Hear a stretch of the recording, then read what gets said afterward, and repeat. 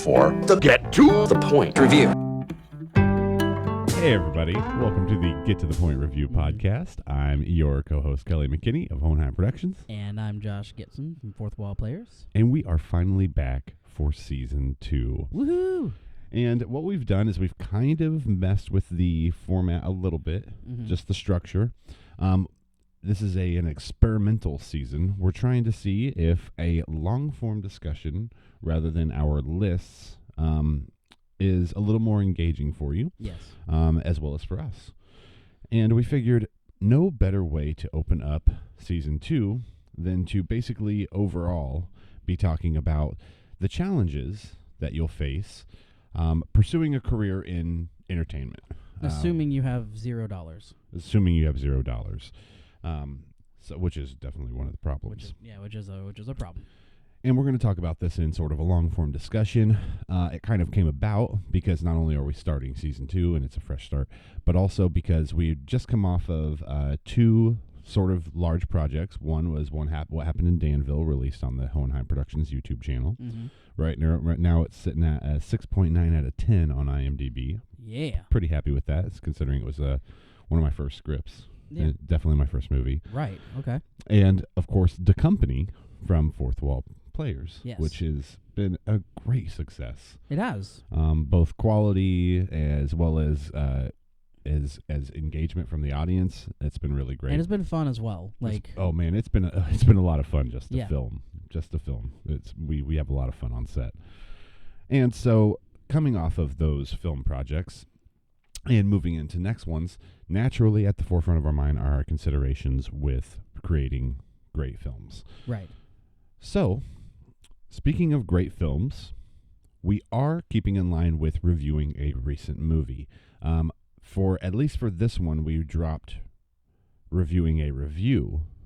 Yes, just to see what it's like. Yeah, just to see what it's like. Just to taste it a little bit. Just a little taste. Just sample it. Just feeling. Does Kroger still do the samples? I don't know. I'm going to go to Kroger after this. Oh, okay. Yeah, let's get some samples. You know. Okay, there we go. Well, with that, speaking of meat, I guess, in a weird way, our recent movie was one that has been nominated for a lot of things at the Academy Awards. Yeah, something like that. Total? Something like that for the Academy Awards. We're taking a look at The Power of the Dog. Mm-hmm. Woof. And there were a lot of movies that we could have chosen. We will, in future podcasts, be getting to the new Batman. Yes. As well as No Way Home. And we may even take a look at some other Best Picture nominees for the other ones. I want to check out the new West Side Story. Me too. So we'll probably review that in a future episode. Right. But very obviously, with Power of the Dog, it did not have the same issues that we have working in film with a budget of $39 million. I wish. And it had stars such as Benedict Cumberbatch, who you'll recognize from Doctor Strange and Star Trek, as well as Kirsten Dunst, who I recognized from Spider-Man and Interview with the Vampire, as well as like a million other things. Elizabeth Town, yeah, that's another good one. Marie Antoinette. Yeah. Great. It was okay. Yeah. And then you'll also recognize Jesse Plemons, hopefully. I recognized him from Breaking Bad. Yeah, I don't really watch. I've actually never watched Breaking Bad. But Jesse Plemons is one of those guys that kind of pop up in a lot of different roles. And most recently, he was the villain in that Jungle Cruise movie. Yeah, he's good at playing the villain. Yeah. He essentially played a villain in Breaking Bad as well. So it was really refreshing to see him in something other than a villain. Yes. And then to also see him fit his role so well. I think it was because of the music that I still expected him to break out and shoot children in the face at any point in time. But that was that's what the music made you want to do. Maybe so. But Power of the Dog is categorized as a Western drama or romance, written and directed by Jane Campion. I hope I'm saying that correctly. Based on the novel by Thomas Savage. And let's get right into our reviews. Would you like to go first, Josh, before we break into this movie? I'll go first. My Get to the Point review on The Power of the Dog is a riveting tale of Kirsten Dunst being driven insane whilst Benedict Cumberbatch and Cody Smith-McPhee have a contest to see who can be the creepiest. Jesse Plemons remains completely unaware of everything. Yeah, that sums it up in a few words. That's for sure. Mine was on a similar note, sort of. Okay. In that I said Brokeback Mountain meets We Need to Talk About Kevin, in a movie that, in my opinion, should have stayed a book. A refreshing performance by Jesse Plemons. It's not that it was a bad movie, okay? It's just that I didn't feel like it was what it was advertised. It wasn't. No, I was not expecting what I watched. Yeah, no, it didn't feel westerny. It didn't feel romancy. And the drama is off-put by the music. The music is by far my largest complaint in this movie. I feel like they really wanted to try to get the soundtrack feel to make it seem like a psychological horror, but it wasn't filmed or acted like a psychological horror. Yeah, I can't tell if it's it's hard for me to tell whether it's the director's influence or the director of photography's influence, because I really liked the cinematography. I did. I really like all the tight shots on the hands and everything else. Like, even if it was minus during the weird bit where they focused on the horses for some reason. I think that was, for some reason, I think the reason was because it represented like sexuality. The horses? The stallion, yeah. I guess. Yeah. I think that's why. I think it had to do with, like reminding us of Bronco Henry and like that he was probably more than a friend. Oh no, definitely he was. So, I think that's where that came from with the horses. I was impressed by the acting. All the way around. Yeah, I thought all the acting was spot on. Yeah.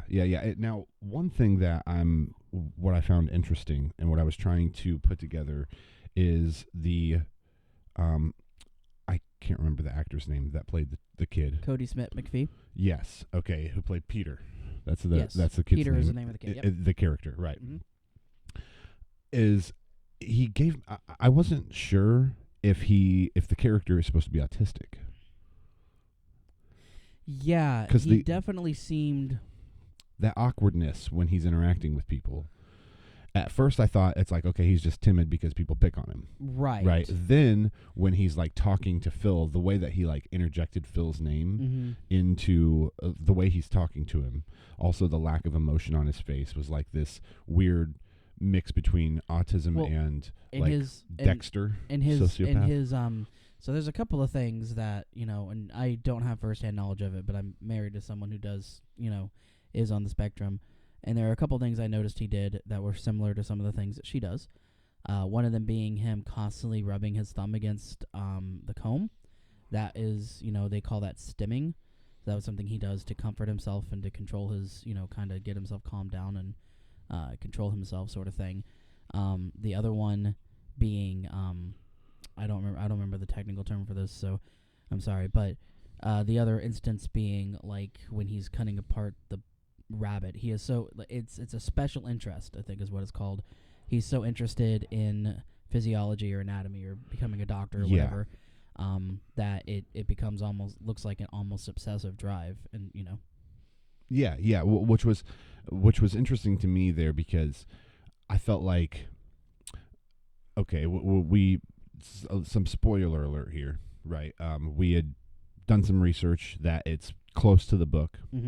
But that what it's missing from the book is that Phil, played by Benedict Cumberbatch, apparently bullied Peter's father into essentially killing himself. Basically, I got him into drinking, and the drinking got him into depression, and then suicide. Yeah. Right, and because we avoid any sort of context with all of that, it's just very confusing. As far as trying to figure out the Peter character, because looking at it after watching the whole thing and the quote unquote twist ending, right? It's like, okay, so he's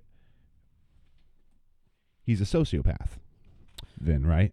That's what killing bunnies. Yeah. But when it first happens in the movie, my immediate reaction is he's studying to be a surgeon. This isn't one of those like, oh, I killed a bunny for because funds. because I'm the little girls from Walking Dead. Right. Okay, Lily, all right, because I'm really just the one little girl, but just the one little girl, yeah. But more so because I'm studying to be a surgeon. yeah, Right. He's practicing. Yeah. Then with the twist ending, it changes how we can view all of that, and because of the context, we don't like the context of what Phil did to his father is so important for Kirsten Dunst's character. Right, yeah, because it was kind of, so, like, if you look at it out of context, or just look at it based on the information they gave you in the movie, it looks like both Kirsten Dunst and her son's reactions to Phil are all based on Phil, like, making fun of her son making paper flowers. Yeah. Like, right. she cried because he made fun of the paper flowers. Like, it's just like, what? Well, and like what I got from it was it seemed to me like the mother's drinking, like I said, without the context of what happened with Phil and the father. Yeah. Okay. It seemed to me like Kirsten Dunst is drinking because she knows her son is a murderer. And then so then when you take a look at the scene when she's rushing out, like, can't Phil, I don't want him to go with Phil. Yeah. Can't Peter go with you? And she's like distraught and crying and screaming. Like, that makes it look like she's afraid of Peter going with Phil because Peter's going to kill Phil. Right. I didn't quite get that. I understand where you got that from. Yeah. I thought it was just, to me, an overreaction of him being an asshole, like customer in their inn or whatever, and he did kind of torment her a little bit when she first got there. I really thought there'd be a lot more of that going on, and it really just seemed to happen for about 20 minutes, and then all of a sudden he was just like, "I wish I knew how to quit you," and Brokeback Mountain. Yeah. Yes. Yeah. I worked that in there, and seamless, but So like all of a sudden they did that, and they had like the quote friendship or whatever, or mentor mentee, whatever. Socrates would have been proud, and and then like you had the twist ending, which, I mean, I read trivia while I was watching it, so I actually had it spoiled for me, so I knew it was coming, and so it wasn't like that much of a twist to me. I think the fact that they're, at least from what I saw, and I'll admit I had trouble focusing on it the entire time, and I did tune out a little bit, and there's probably a scene or two I was like in the bathroom, so I might have missed any illusions they had of Peter's eventual plan, but to me, and again, I knew what was happening because I remember seeing him cut the cow open, figuring that was when they died of anthrax, and when he talked about how he had cowhide or whatever, whatever. I was like, okay, so he's going to give him the anthrax one to kill him, sort of thing. I figured all that out, just from putting clues together. But like up until that point, there was nothing about that movie where I felt like Peter was obviously basically long conning Phil into trusting him so that he could get him in the end, Right, which was interesting. And then the other thing that was interesting to me, it was that the turn in when Phil started being nice to Peter. Yeah. So, like, it was very awkwardly done because they're showing this weird romance between a teenager and a grown man. Sort of developing. Yeah. This what seems like a romance between the two of them. And I just find it interesting because at the beginning of the film, when he's insulting him for making the paper flowers, right? If you take a look at it in like a broader sense, it's like, okay, it's homophobia. Exactly, yeah. Right, and closeted mm-hmm. homophobia, Mm-hmm. right? Then when he sees that he's going to be made fun of like his whole life for walking around in white pants and shoes. Right. When he just goes over to view the birds on the other side of the camp mm-hmm. and then walks back and he gets called over by Phil. Then all of a sudden he's like, he's going to be alone like me for the rest of his life because he likes men. Right, I got that. And so then he starts bonding with him like, hey, you're going to be alone, you may as well be alone with me. So like I got that was very interesting and one of those like sort of touching moments. Yeah. So that's why the whole Peter killing Phil came out of nowhere. Right. That was the point I made. Like there was no allusions to Peter playing Phil, basically. Like none. And with how well, so one of my favorite scenes from this movie, though, is the piano and banjo. Yes. that was so well done. I wanted more of that. I wanted so much more of that because the tension of those two actors working off of each other, Kirsten Dunst and Benedict Cumberbatch, that was great. That was great. Like, and it. So here's my biggest frustration with this film, besides the music. Okay, it is that this is considered a Western drama romance, and I got no Western and no real romance out of it. No, not really, because it was kind of like, for the romance portion of it, I guess Was you can argue too creepy. I guess you could argue the Cumberbatch Smith McPhee thing was there, but like, and there's actually more of that than like the couple that get married, which is why there's no romance between the couple that get married. And I think that's what they meant. I think that's what the romance part of it was supposed to be, is Benedict Cumberbatch and this teenage boy. Right, which, definitely. To me, is like, at what point are we being too accepting of this whole, I don't know, open sexuality thing? Because aren't we really close to pedophilia here? Right. Because that's how it felt to me. With how shy this boy was mentally through the film and unstable, it's no different than... Well, he was definitely being groomed. Yeah. And, well, at least that was the intent that Cumberdick had. Yeah. I don't know if it's too far. I mean, it is a movie, and the actor himself is like 25 or 26, so...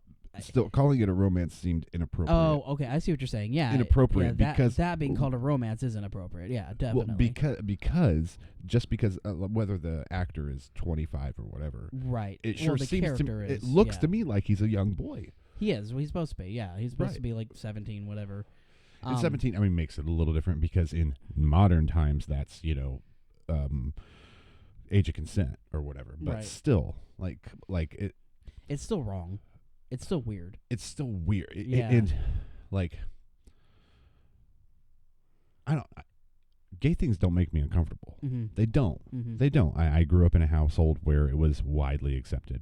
My mother dated women for the first 17 years of my life. Mm-hmm.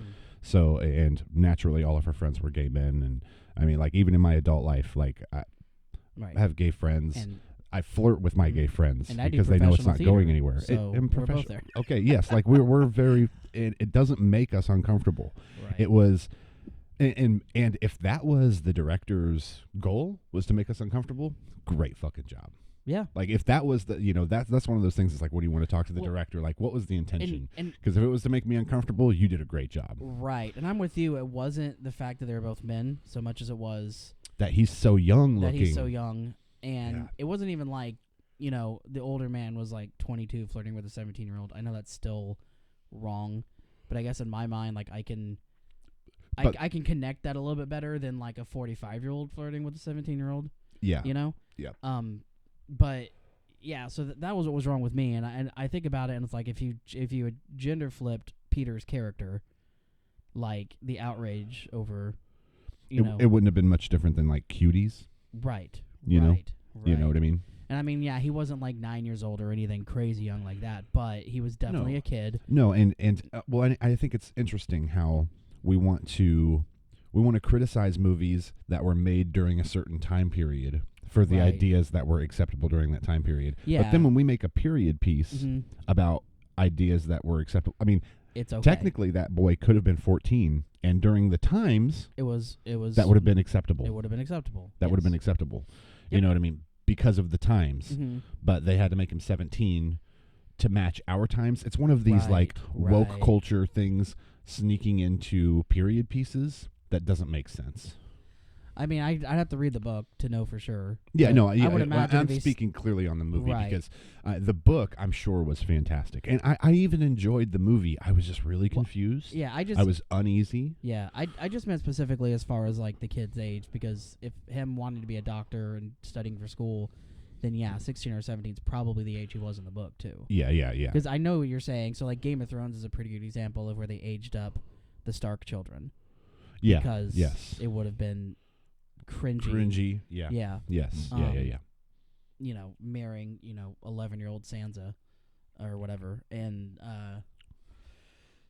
so no, I understand exactly what you're saying. I don't know, but yeah, it's to me, it's like you said, on one hand we want to like pick apart something that was made in the 80s or whatever that, or even the 50s, 60s, 70s, any of those whatever. eras. Yeah. So like something in the 80s that was like, hey, this high schooler was actually played by someone that was a teenager and had a love interest with another character, and it's like, well, that's not cool. And I agree, it's not.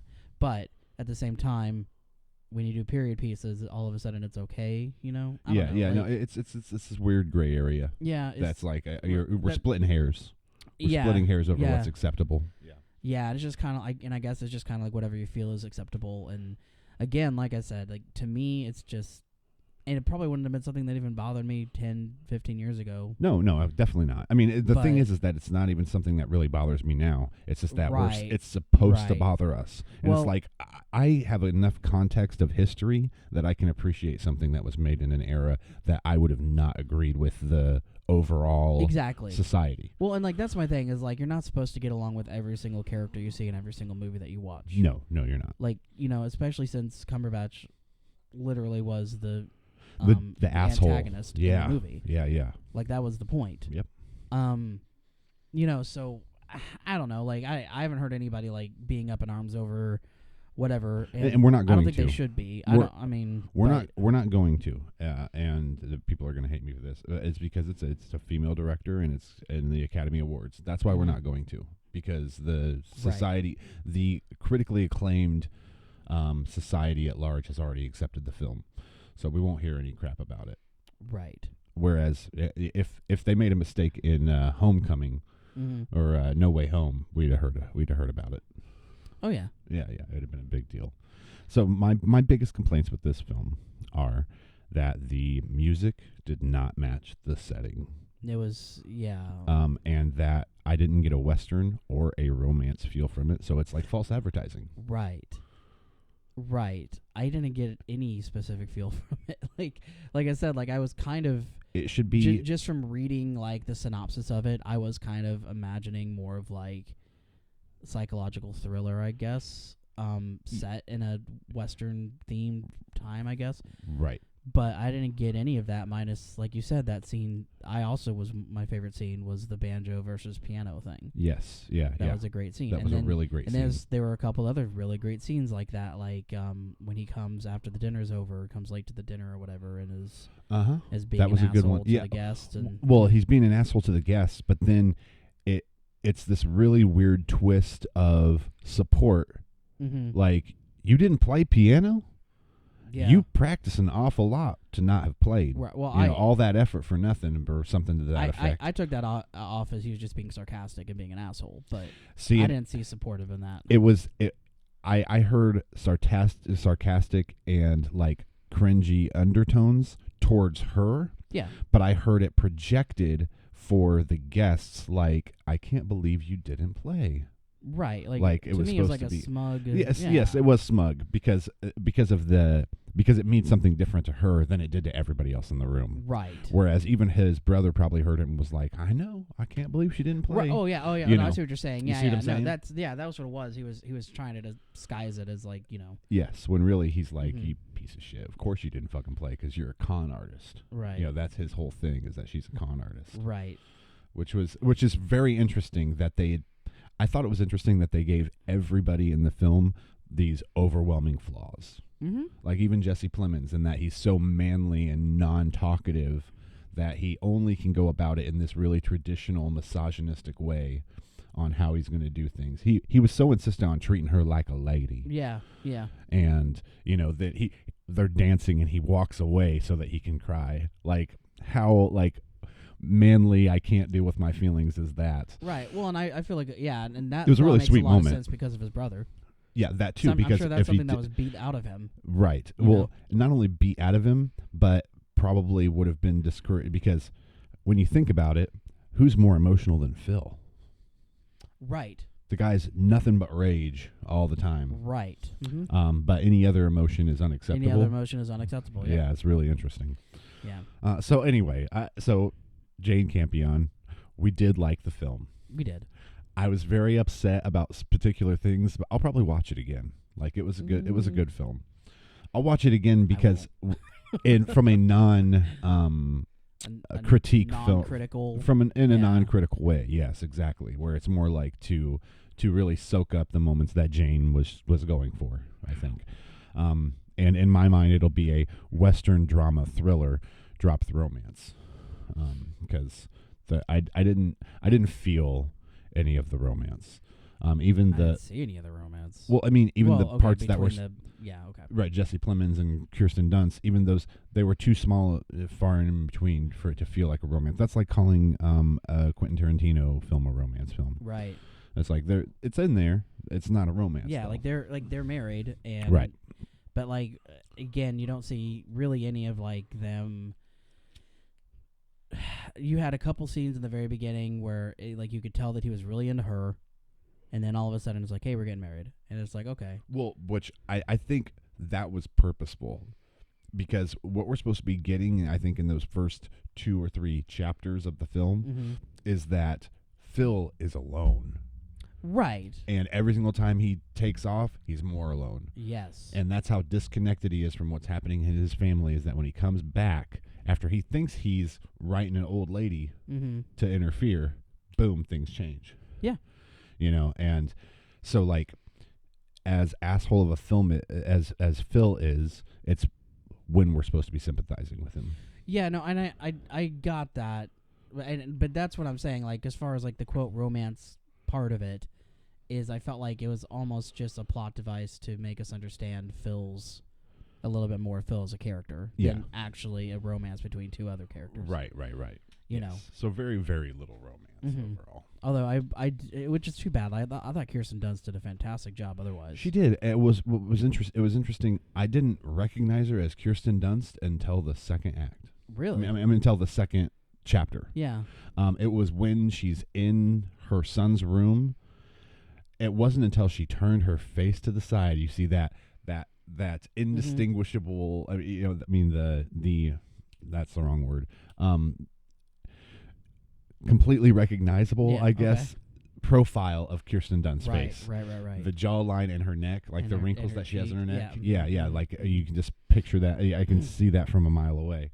Up until that, I was like, who is she that did a good actress? job. Who's that actress? And then boom, it was like, oh my God, that's Kirsten Dunst. And again, it's also been like at least 10 years since I've seen her in anything. Yeah. I know she's done stuff. I just haven't watched it yet. Someone made a comment about how old she looked, and I was like, that's makeup. Right. That's makeup. Yeah. I mean, But I'm sure she looks older. I'm sure she looks older, but but that's makeup. Because she's not much older than we are. The extra wrinkles that they put in her face, that's makeup. Yeah. That's makeup. I mean, she might be like maybe 3 or 4 years older than us. Yeah, it's good makeup. Yeah, it was great makeup. And because they made her look worn down and tired, and it was great. It was great. Yeah. Is there anything else we want to say about this film? It was filmed in New Zealand. It was filmed in New Zealand and not in Texas. In Montana, not in Montana or Texas for that matter, or Texas. Yeah, no, I mean, I know we kind of had like we want to talk about the budget. We hit on how 3 of the stars, are nominated for Oscars this year for that movie. Yep. The only one that wasn't was Cumberbatch, who's been nominated. He obviously has been nominated before, but he wasn't nominated for this one. I don't think. I thought he was. Was he? Did you? You read them off to me last night, and I don't remember hearing his name. Because I thought at first all 4 of them were. Yeah, I'm pretty sure Benedict Cumberbatch got nominated on here. Hold on, I'm gonna take a look. You went past the.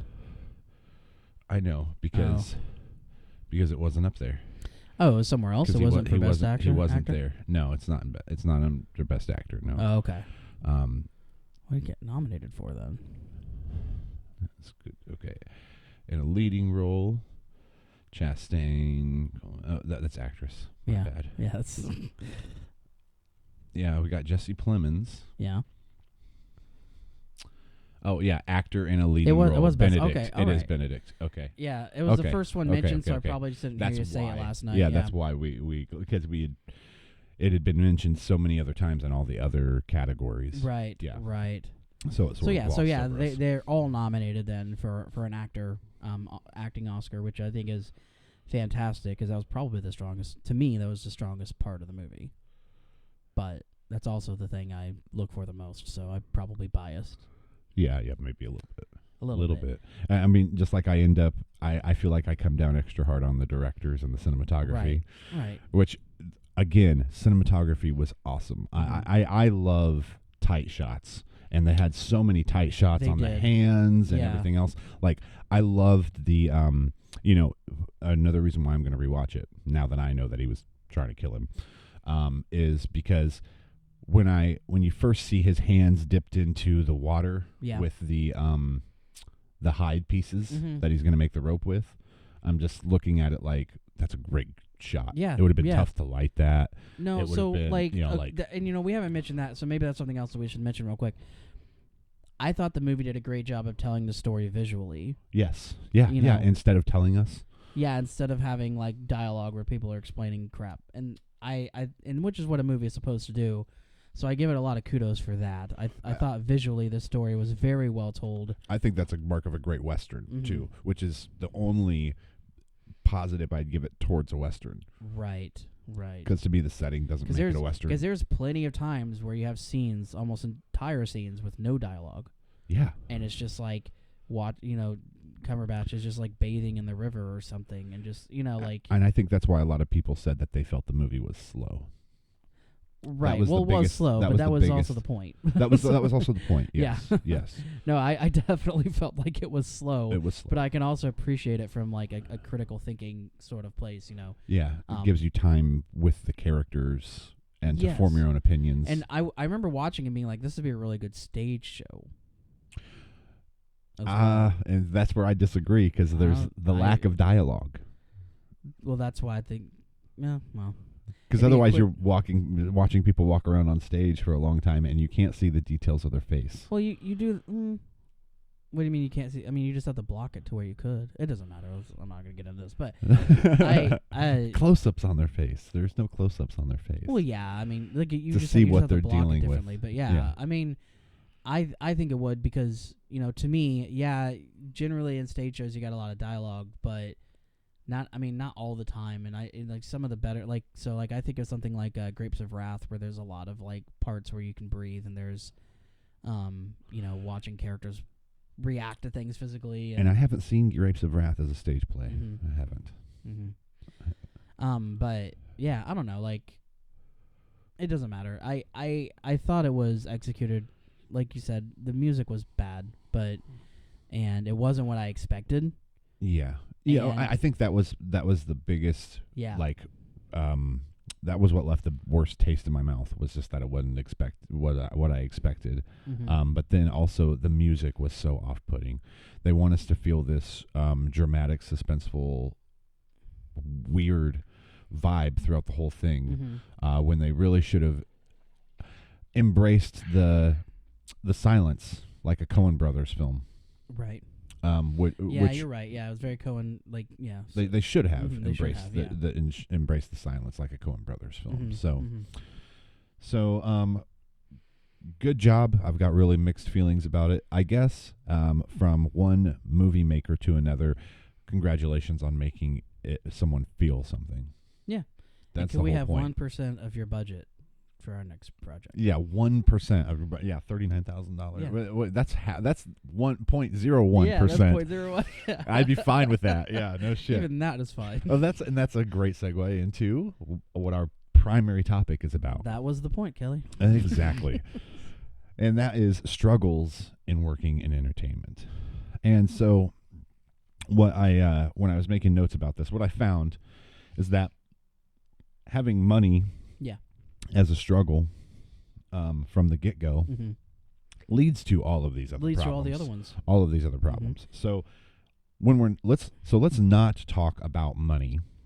Okay. In the sense that let's talk about the things that money buys. Because it's going to be brought up in all the other subjects. Because it's going to be a factor in every single... I realized that too when I was writing my list. Yeah. And I was like, okay. Okay. Okay. So let's talk about what the money for making a film actually goes into real quick. Okay, so I've got a real quick list. Let's just start with paying talent. So in Power of the Dog, you would have been paying probably a couple of million for each one of the Cumberbatches, the Plemons, and the 80% of the Dunsts you got. It could have. Then you also have locations. For a big Hollywood budget, we're talking about constructing locations Mhm. as well as studio space. And if you're filming on location, you've got to like purchase filming rights on that land. Filming or rights, whatever, yeah. Basically, buy out the businesses for the day. Plus, Then there's the extras to fill it up to make it seem like it's not empty. Yeah. Then there's feeding your cast and crew. Right. Post-production costs, including sound design, editing, which I can't wait till we get to that because like learn it yourself. Yeah. Then you've got production insurance, Right. travel to and from sets and production offices, and lodging. Yeah. That's all under talent. That's all under what the money. money Okay, for I a got project goes into. Sorry, I thought you were going to talk about the talent. Okay, I got you now. All right. So yeah, that's very specifically film, and a lot of that other stuff. I don't know how we're gonna do this. I guess go back and forth. It does translate into theater as well. A lot of stuff does translate into theater. A couple things, about. So we're out of this list. What does the biggest cost come in on at theater for theater? Locations. I would say either location or engagement, depending on how much you want to advertise. Let's just be real here. It's a lot easier to generate interest in a new movie than it is in a new stage show. Now, a lot of people are, you'll get like a clique of people who are like, oh, I want to go see Shakespeare shows. So if you do a Shakespeare show, they'll go see that. Or Tennessee Williams, or whatever, or West Side Story musicals. People want to go see those things. So with the exception of Shakespeare on that list, all those things are more expensive to buy the rights to. So that's one thing. I mean, I guess film's the same way. If you want to film something that Okay, so you're saying Shakespeare is all in the public domain? Yeah, all of it. You don't have to pay anything to do a Shakespeare play. Mm-hmm. That is beautiful. Well, yeah, that's why so many people do it. Well, no, but it's such a cheap overhead, especially because Shakespeare can get away with doing it in the park. So like, you don't even have to worry about like this giant stage you got to rent and whatnot. And, yeah. I didn't know. I mean, I guess I should have realized that because his work's like over 200 years old, right? Or something like that, or close to. No, it's like over 300. Was it in the 1600s? Yeah, the Elizabethan late theater. 1600s, yeah. Yes. Okay, so 400. Yeah, almost 400 years old. I for whatever reason, my brain said no. It was like early 1800s. You are technically correct. It is over 200 years old. It is. I mean, I'm not wrong. It is over 200 years old, but it's also over 400 years old. Yeah, my brain was trying to make connections. I was like, no wait, Elizabethan theater was like 1600s or Globe theater. Mm-hmm. I've confused those two theaters. My art history has been way back in the day. It's all right. I'm so sorry. I'm so sorry. It was a long guys. time ago. It was. So I mean, so I think what public domain was established in 1920 something, right? I don't remember exactly when it was, but yeah, it was in the 20s. Yeah, I remember it was in the 20s. I just don't remember exactly when. But so pretty much anything written before that is free to use. So I think like Peter Pan's on that list. Oh, nice. Yeah. I could be wrong. I'm not sure. But it wouldn't surprise me if you were right for the simple fact that I know that was written in the 1800s. Frankenstein's should be on that list unless it was something that was written after that time and like someone somehow got a whatever on it. But right. The character itself and the story is on that list. So for that is location and probably set design, right? If you're going all out to build a set. Yeah, because so like what a lot of theaters do is, and this is kind of going a little bit into like the creative solutions to some of these problems. When you have like a continuing theater, say like a community theater playhouse, that's a nonprofit that doesn't necessarily get a huge budget from show to show, they'll generally rent out some sort of garage space area or something like that, and they will have what they call flats, which are basically just rectangular walls that you can connect together and you can paint them to make whatever set you want. Sometimes you can get fancier. You can have ones that have arches in them so that you have like a place you can go under. You can have a double set layer. A lot of the issue with that though, with getting fancier, at least in Indianapolis, for community theater is so many stages around here that are available for small theaters to rent out are small stages. So you don't really have a lot of room to have a complete set on. necessarily all the time. And so sometimes you kind of got to fudge it a little bit, and you get a little bit creative with how you want to use the flats that you have. The problem, though, coming back to money, is you have to have the money in the first place to get the reusable flats. So, and it's not horribly expensive, but you have to have the money to rent the garage or warehouse or wherever you're going to store them. Right. I suppose if you had a big enough house, you could store them in your own garage, I guess, but I wouldn't recommend that. Costumes. Yeah, I think it's important to note that we are coming from the perspective of two artists that definitely live paycheck to paycheck. Yes. So essentially, there is no disposable income after bills. Yeah. Which again means that you probably don't have a whole lot of space in your house. No. As well as that, just like I said, just the disposable income. So even $200 or $300, $400 to put back for a show, if that was for set space plus the flats, okay, just that. Now you have to make that back with ticket sales. You have to. Yeah. Right. And then if you do a show that is a more popular show, or is more recent, then you have to pay up the money to the people that wrote it. To get the rights to do it. Yeah, which is called optioning for those who don't know. Yes. And then as well as that, at least around here, an issue that I've noticed, and it's changed, like everything else, financially it's changed drastically in the last 12 years. Whereas it used to be you can get one of those smaller theaters probably, I think when we did, when we worked at Indie Fringe, I think it was like $600 a weekend back in 2012. Okay. I don't know how expensive Fringe is now, so I'm not going to quote that. But in general, most of the stages that we look at are, going to be like, if it's only $1,000 a weekend, then that's a good thing. Yeah. It's probably going to be more like 2 or 3. So many acting troops, and this is like a specific location problem here, but so many different acting troops have sprouted out in the last 10 to 12 years or however long that ago we started. That there's just a high demand. So there are theaters that legitimately just rent out their auditorium to other theaters.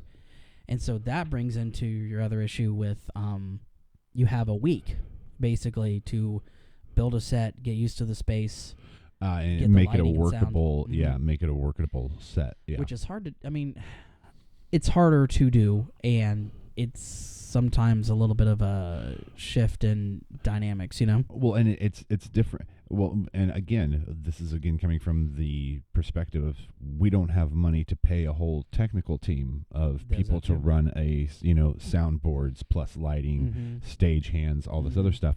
So we end up having to either stretch ourselves too far in the process, so it's like one producer doing everything, right? Or the actors have to double as stage hands and etc.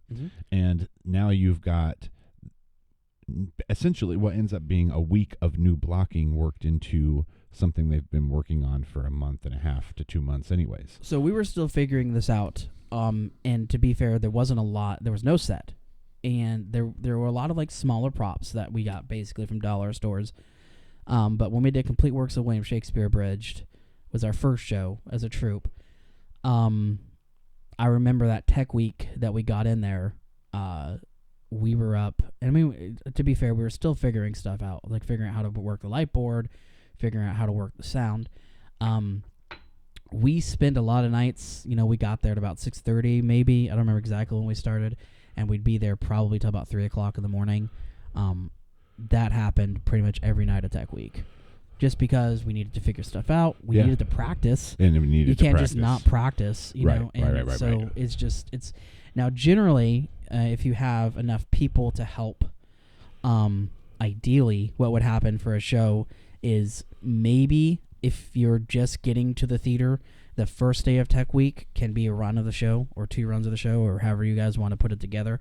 And then after that, ideally, it's supposed to be about let's get the lighting down, let's get the sound down, let's get all this stuff put together, and then by Wednesday or Thursday, if you're really short on time before Friday premiere, then you have let's run the entire show with lighting, with sound, with intermission, just so we kind of get an idea of how long the show is going to be.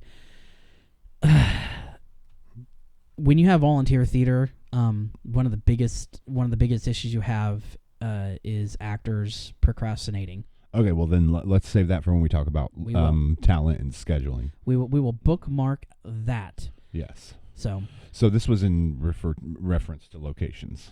It was in reference to locations, yeah. So what we've wrapped up in for theater locations is that between $600 and a couple of grand, usually for a weekend for most stages, unless you're using something like a park, right? Yeah, like so park is most of the time the park is going to be free. Except for in Kokomo. Except for in Kokomo. They will definitely have you pay something. Right, yeah, I mean $65, $80, something. If you want to reserve it, sure, but like if you're doing practices and stuff, so like when we did Shakespeare in the park. Yeah, I could see going to Foster Park stage and no one giving you a problem at all. Right. Yeah, growing up when we did Shakespeare in the park, when I back I lived in Kokomo, we did it at Highland Park Bandshell. Nice. And it was just kind of like we would go and just show up to practice, and we got to practice on the stage we were going to practice on. Yeah, we were going to perform on. Yes, and which is sweet. That was helpful. Yep. I kind of like I'm really into the whole idea of like starting a production and being ready to perform it within 1 or 2 weeks time. Like I'm that sort of level. I think that it's entirely doable. Professionals do it all the time. You have to sacrifice a lot of your time though. So if you have like you have an actual job and you're just volunteering, it makes it a lot harder for some people. Yeah.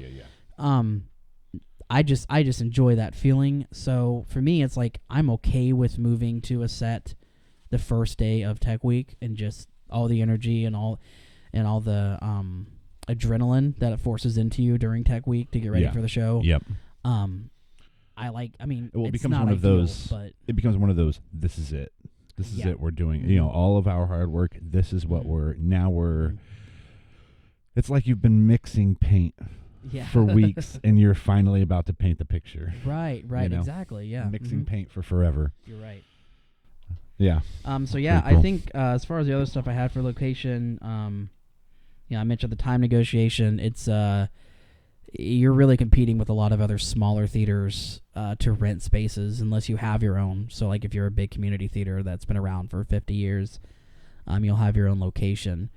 And even here, the Belfry, which has been around I think 63 years or something in Noblesville, they're getting a new location. So this season and a little bit of last season, they're having to like borrow a church's stage and do stuff there. And that's, you got to work out time commitments, and it's just a big hassle when you're having to work with other groups that are doing stuff too. Yeah.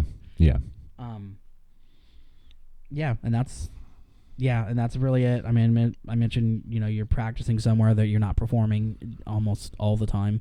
Mm-hmm. And you've got to have people willing to let you use their space too, which is also another issue, which is also a filming issue. Which is a huge filming issue when it comes to people letting you use their space. Mm-hmm. The reason why the company only has 10 episodes is because we had the Chamber of Commerce and Inventrek people, basically shared drive space, whatever you want to call them, right, decided that they didn't want any filming done in their building anymore, which is where we were filming the company. That's where we were filming all the episodes of the company. Yep. So right now we're without a location. That is literally our only holdup on the company. Mm-hmm. And you'd think, okay, well, so it was an office location. Should be simple enough. The issue is a lot of times there's so many issues. Okay, let's start with what happened with the Chamber of Commerce. Mm-hmm. Oh man, I wish I could explain this better without just sounding bitter. But essentially, because with studios and producers, oftentimes you'll hear this complaint in Hollywood that they want to dip their hands into the idea. Yeah. Okay. I think it is because Chamber of Commerce would have no control or say so in what we were filming. Right. That they decided it was quote unquote too much of a liability. Mm-hmm. Now this is also coming from an entirely close-minded town that's not nearly as progressive as they like to think they are. So it's very like hypocritical wise as well. Mm-hmm. But not to mention the fact that the company had overwhelming community support. Yeah. For them to shut it down on us was pretty ridiculous. So the problem is not having a set. Mm-hmm. And we've had a couple of leads on location sets. What it came down to is HR saying no because of sensitive data that would be basically available in the office. Right. Sort of thing, which is understandable. Yeah. The second place that we had reached out to was basically a chemical company, Mm-hmm. black-owned chemical company, from Indianapolis. Mm-hmm. Amazing group of people. And so when it comes to finding a location, like an office set, most of these places are going to be used. Then it comes down to trusting people in your facility outside of hours, if that's not the case. So say we were going to use it outside of business hours. In a town like LA or even in Chicago, or in New York, where filming is a very regular thing, there are laws and all sorts of things built into. People are used to being asked if they can film there. Right. And so most companies will have a company policy of, yes, we will, and this is how we go about it, or we just absolutely don't because we don't want the hassle, right? And then like that's sort of known. In the Midwest, because filming is not so prevalent, right, most of these companies have nothing built into their structure of their policies for how they approach this. And honestly, probably never even thought of how it. to approach it. Or how to approach it. Right. So when you go to, like, for instance, with now, luckily, with Protect and Serve, we need a restaurant. I already have a restaurant set. But for most cases, if you went to a restaurant, you have to think about the fact that on weekends, which is when most of your actors are probably going to be available, that's when restaurants are their busy. busiest hours. Yep. So they can't afford to lose the business. And as a small production, you can't afford to buy them out for what they would have lost having to close down the restaurant. Yeah.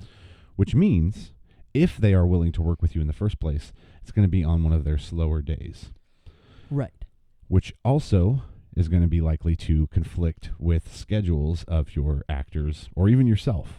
Yes. If you're working a 9 to 5. So that's one of the huge issues when it comes to filming. And I found that one of the easiest ways to work around that, one of the my biggest suggestion as far as location hacks, besides just having connections, which in itself is a whole issue in the entertainment field, is both the logistics, the infrastructure, and the connections that you could have. But is Airbnbs. Okay. Airbnbs basically for house sets, apartment sets, because they're much cheaper than a hotel. They actually look like an apartment or a house because they normally are. Yeah. And they're not too personalized either. They're not too personalized because they're left open for people to come in and go out. Sorry to interject, but I mean, like when we were doing the here and now, like the oh house my gosh, was very personalized. That house was so personalized. It looked like old people lived there. It did look like old people lived there. It was impossible to make it look like someone just moved in. Yeah.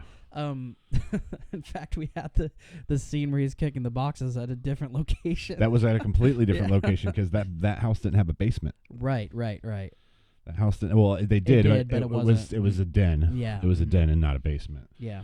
So so we had that. Yeah. Sorry, you can continue. But that's which okay. And in the case of the here and now, it was good connections that helped us hack that set because we ended up paying $400 over the course of 4 weekends, which really isn't a lot. I mean, it is. But it is out of pocket, but it's not a lot for production. Yeah. So let's start by saying, so when it comes to money, just in general, I feel like I want to go ahead and cover how the different ways that you can solve the money problem, right? Because all of these other problems come from essentially not having money, but there are creative solutions for them. That's how we get things done in the first place. Danville, the company, Here and Now, all these other projects that we do. So with money, you'll find lists everywhere on how to go about funding your project. And what you'll end up finding, okay, in a short form list is angel investors, Yes. crowdfunding, Mm-hmm. studios, out of pocket, or simply borrowing it. Yes.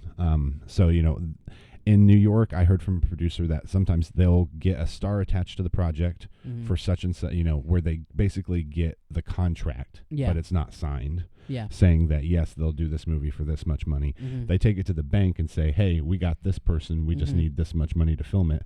Bank says, boom, there you Right. go. So that's if you have some star power and you can do some pull and it's like outside of studio funding, Right. essentially. And a lot of like television shows also, their lead actors end up executive producing, which yes. basically just means That they pulled it out of Here's their a check. pocket. Yeah. Yes, they pulled it out of their pocket to make sure the show keeps going. right. So when you can't borrow, which would be me, definitely can't borrow, and you end up working out of pocket, there's also crowdfunding. Now, crowdfunding, I purposely wore this shirt. This is a merch Mm-hmm. shirt from the very first movie that I ever tried to make. Yeah. It was a failed movie. We never got past making a trailer for it. Right. QZ23 Kokomo. We used an Indiegogo page. And it's very interesting. When you're as good at failing as I am, you regard this as a success. Right. Because we still raised like $300 or something like that. Basically, every time I've done a crowdfunding campaign, they've all failed. But because I use Indiegogo, they have a degree of success that still lets me continue. So Right. what this project did was allow me to invest in camera equipment, my very first camera. Then I did a second crowdfunding project that basically was specifically for the rest of the camera equipment that I needed. Well, in that case, they weren't. I mean, the way I look at it, and you just said it yourself, those aren't really failures. You didn't get the specific project off the ground you wanted to, Right. but you got the equipment that you can use over and over and over again to make new to projects. make new projects, yes. So like, And that's what we did. yeah. So like, crowdfunding isn't as popular for like stage productions. I know of certain like independent groups that are popular because they put their shows online. They can do crowdfunding because they've got such a huge following. Again, the problem is the interest with film is not the same as interest with stage. Like, it's really a niche group. Yeah. And honestly, most of the people that even care that you're doing a stage show are the people who are probably acting either in your show or some other shows. It's really just the same group of a couple hundred people that go from show to show, and we all just kind of support each other, which is kind of cool. Yeah. But you're not gonna like have a breakaway hit unless it's something that's on Broadway, like Hamilton or Dear Evan Hansen. Right. Or whatever. The key to having any sort of hit is finding a way to reach outside of your everyday audience. Right, which is really hard to do with stage acting in the Midwest. In the Midwest, yeah. Because people are only looking at Broadway. Right. Essentially, when it comes to stage acting, yeah. Right, and I think people are happy with community theater productions, which, a lot of them are very fine productions. It's just me personally. Very fun. Yeah, and that's just the coffee pot. Okay, I thought that was a camera. I was like, what Nope. happened? Nope. Me personally, like, I enjoy things like West Side Story, Guys and Dolls. Cats. Yeah, well, maybe not. Cats is good, not the movie, but things like that like Cats isn't done as normally though. So like those two things are done all the time, or like Little Shop of Horrors. Those are all great shows. I want to see new things. I want to see, maybe experimental is the wrong term because then you start thinking about weird like black box things and right, whatever. Yeah. But I want to see stuff that's not done all the time, and I want to perform in those shows because, like, to me, the best part about being an actor is being able to take a new character, or at least new to you, that you have no prior knowledge of, and building your own character. I don't want to do a Tennessee Williams show because I don't want to do the exact same blocking that every actor before me has had to do because of the way that the script is written. Or not Tennessee Williams. Sorry. So like Waiting for Godot is a good example. It's very specific with the stage directions, and I would not be interested in doing that. Would I turn it down? Probably not. But like it's not as fun to me as something like Same Time Next Year, where it's not done a lot. Yeah, but that was an excellent show. It's a popular show. It's not done a lot, but it's completely reliant on those two actors being able to carry the energy and play 6 different versions of the same character. I love that. I would love to see that show again, by the way.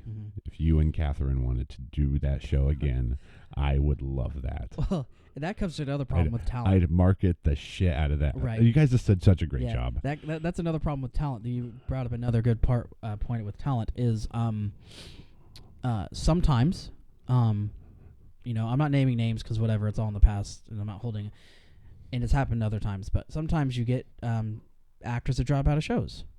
You know? Yeah. So, and it's not just us. So, Improbable Fiction Company, they are doing House at Pooh Corner here April 17th, I believe, is the first Friday through 24th. So, they're doing 2 weekends of it at Ivy Tech in Noblesville. Shout out to those guys. And so, what they, because they were going to initially do it before everything closed down to COVID. Yeah. So now half their cast is completely different because some of the people have moved out of state. Right. Some people have just aged out of like the kid roles. Yeah, because it's been 2 years. It's been 2 years, and they're yeah. finally putting it on. Some people just lost interest, and I mean, or their schedule got too busy. Changed completely. Yeah. So that happens, but yeah. So Same Time Next Year specifically, having somebody drop out 9 days before the damn show. Me as a director of it, am like, okay, I'm probably the best person to step in and do this role. And I'm not saying that like, oh, I'm so awesome, but like one of my strengths as an actor is memorization. And, I just knew that I'd be able to memorize it, Yeah. Yeah. What's funny to me about memorization is I like to think of myself as good at memorization.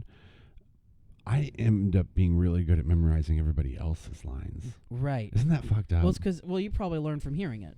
I do. And so, when I'm hear what reading they say it, I'm over and not over hearing again, it. Yes. And you're like, oh. And I'm kind of the same way, so when I run my lines, I always run them out loud. Yeah. Memorization I've started doing that. Yeah, like hearing it and combining it with the physical attributes, I'm going to do it, and repeating it with the same cadence. Yeah. I always read when I'm reading my lines or working my lines. I shouldn't say always. I'm sure there's times I don't, but for the most part, I try to always do them as if I was going to perform them. Yeah. Agreed. We were talking about locations, Airbnb. We were. Okay, so locations are an issue with film and for theater. Mm-hmm. Popular, good solutions, cheap solutions for theater, it'd be doing a show in the park. Yes. And for film would be using an Airbnb. Mm-hmm. Or your own home. Or your own home if you can. Yeah. Also, one thing that I'm in the middle of trying to do, and I'm sure that other producers, directors probably have had a little more success with this than I have, is working with realtors who are trying to get rid of spaces because they filmed a movie in here. May not sound like a selling point, but because home buying is an emotional buy, it is. It really is. Yeah. It's a conversation piece and an easy conversation starter to talk about your new home. And that works the same way for buildings. Like I remember when, so Mike McCool, one person from Chamber of Commerce and from Inventrek that is just amazing. I've worked with him for like 12 years off and on. When my very first film job, he let us use the tallest building in Kokomo, which was only 5 stories tall, but the first floor used to be a bank. And it would have been like amazing to, at the time, one of the producers I was working with, Ricardo Villar, he says, he's like, we ought to do a show in here like The Office, but it'd just be called The Bank. Because it was just an empty bank and it had this huge vault and everything else that was like empty and cleared out. And it was like it would be perfect. And in the meantime, while the building's not being used, while it's not being sold, it is just sitting there. Why wouldn't it be? Well, especially if you do have win-win. Especially if you do have the financial capability to give the realtor and or the building manager, whoever, hey, we can give you a small fee to rent the space for a little bit, because it might not be what they would want to charge like a business to do it, but it's better than making nothing. Right. Yeah, I'm making nothing on the time that it's it's not actually making money. It could be making something. Right, exactly. And so then the only thing that pops out in my mind, because I know how America is there could be laws against that. Oh, true. Okay. There could be laws against so you'd have to look into that. subletting a non-purchase space or some shit like that. It wouldn't surprise me, because that's essentially what we'd be doing is subletting it part-time to use as a space. So like when it's not actually owned. You couldn't right? get around the legality by being like, oh, you're just renting it at a discounted rate. I just don't know. I don't know. I'm saying I don't know. No, this is one of those great. I'm not sure. Yeah. I mean, I personally building managers, let us know. I'm maybe this is why people don't generally want to work with me. I find in the film community, I'm very fuck the law kind of thing when it comes to common sense. And to me, common sense says a building that's not making any money, making some money is better than it not making any money. I think I'm on the same page as you as far as that specific ideal. I think that, if you have someone that creates content and you're reusing their content, I mean, this again goes back to theater, but you have somebody who writes a show and you take the rights to that show and you do it yourself, they should get compensated. Now, that goes into an entirely different problem that I guess might be, I guess you'd call it engagement. So like the size of your audience. The reason why in theater, anyway, one of the big reasons why it's just the same circle of people hopping from one theater house to the other is it has become a very elitist sort of entertainment. Well, I feel like part of that is because so many of these old shows that get recycled aren't relevant anymore. That's part of it. And I was talking like specifically financially as well. Now, you first saw it on things like Broadway where, people joke about how much a Broadway ticket is or whatever. But it's getting to the point where it's coming over here, even here in like the Boondocks in the Midwest, where a lot of shows, especially like professional ones, like you're paying, $25 to $45 a ticket or whatever to go see the show. And it's just like, well, and I guess this is just one of those things, like, because I've been involved in small town theater my whole life, I expect to pay $45 to $60. I expect to pay concert ticket prices to go see something on Broadway, even if it's just Chicago Broadway. Well, then the quality should be better. I'm not going to say that. Okay, so I see what you're saying, and I do think if it's the right show, but this goes back to everything's recycled. Yeah. And if you want to go see a show every weekend or whatever, Oh yeah. Then that's a huge expense. It's if you're seeing one show a year and you're dropping $60 or whatever on the show, that's not a huge deal. Yeah, and the difference is right. Okay, so I see what you're saying. It's the equivalent to getting season tickets for a damn football game. Right. You know what I mean? Right. Where it's fucking expensive. And it all like goes hand in only hand. the upper class. It gets to the point where like I'm not gonna buy IRT theater tickets anytime soon. Yes, I believe we were wrapping up on locations, and we had gotten away from crowdfunding. Yes, real quick. So that's my bad, guys. Well, just because we were talking about considering this a success or a failure. So there's some general rules to crowdfunding, rules that I ignored about half of when I did all three of my crowdfunding. No, it most certainly was. And this is what, so like from experience, I've learned that the lists, the things that they tell you need before you try to start a crowdfunding campaign are truly vital. Okay. Would be, first of all, a reach of 10,000 minimal. I was going to mention on social media. Yeah. And that's whether that's for a personal brand or for whatever. Just because simple marketing, very simple marketing data, or sales data sort of statistics, in the sense that out of 100 people, 12 will call you back. Out of those 12, 1 or 2 might sell, buy something. Right, kind of thing. So out of 10,000 people, you end up having about 112 donors that you Yeah. can count on statistically, not to mention that's not On even average. weighing in Yeah. the strength of your project in the first place. There's that too, yeah. Okay, Mhm. because like if there was a cure for cancer on Kickstarter, I'm sure we'd all go to it Yeah. regardless, you Yeah. know. So anyway, Give him about $350.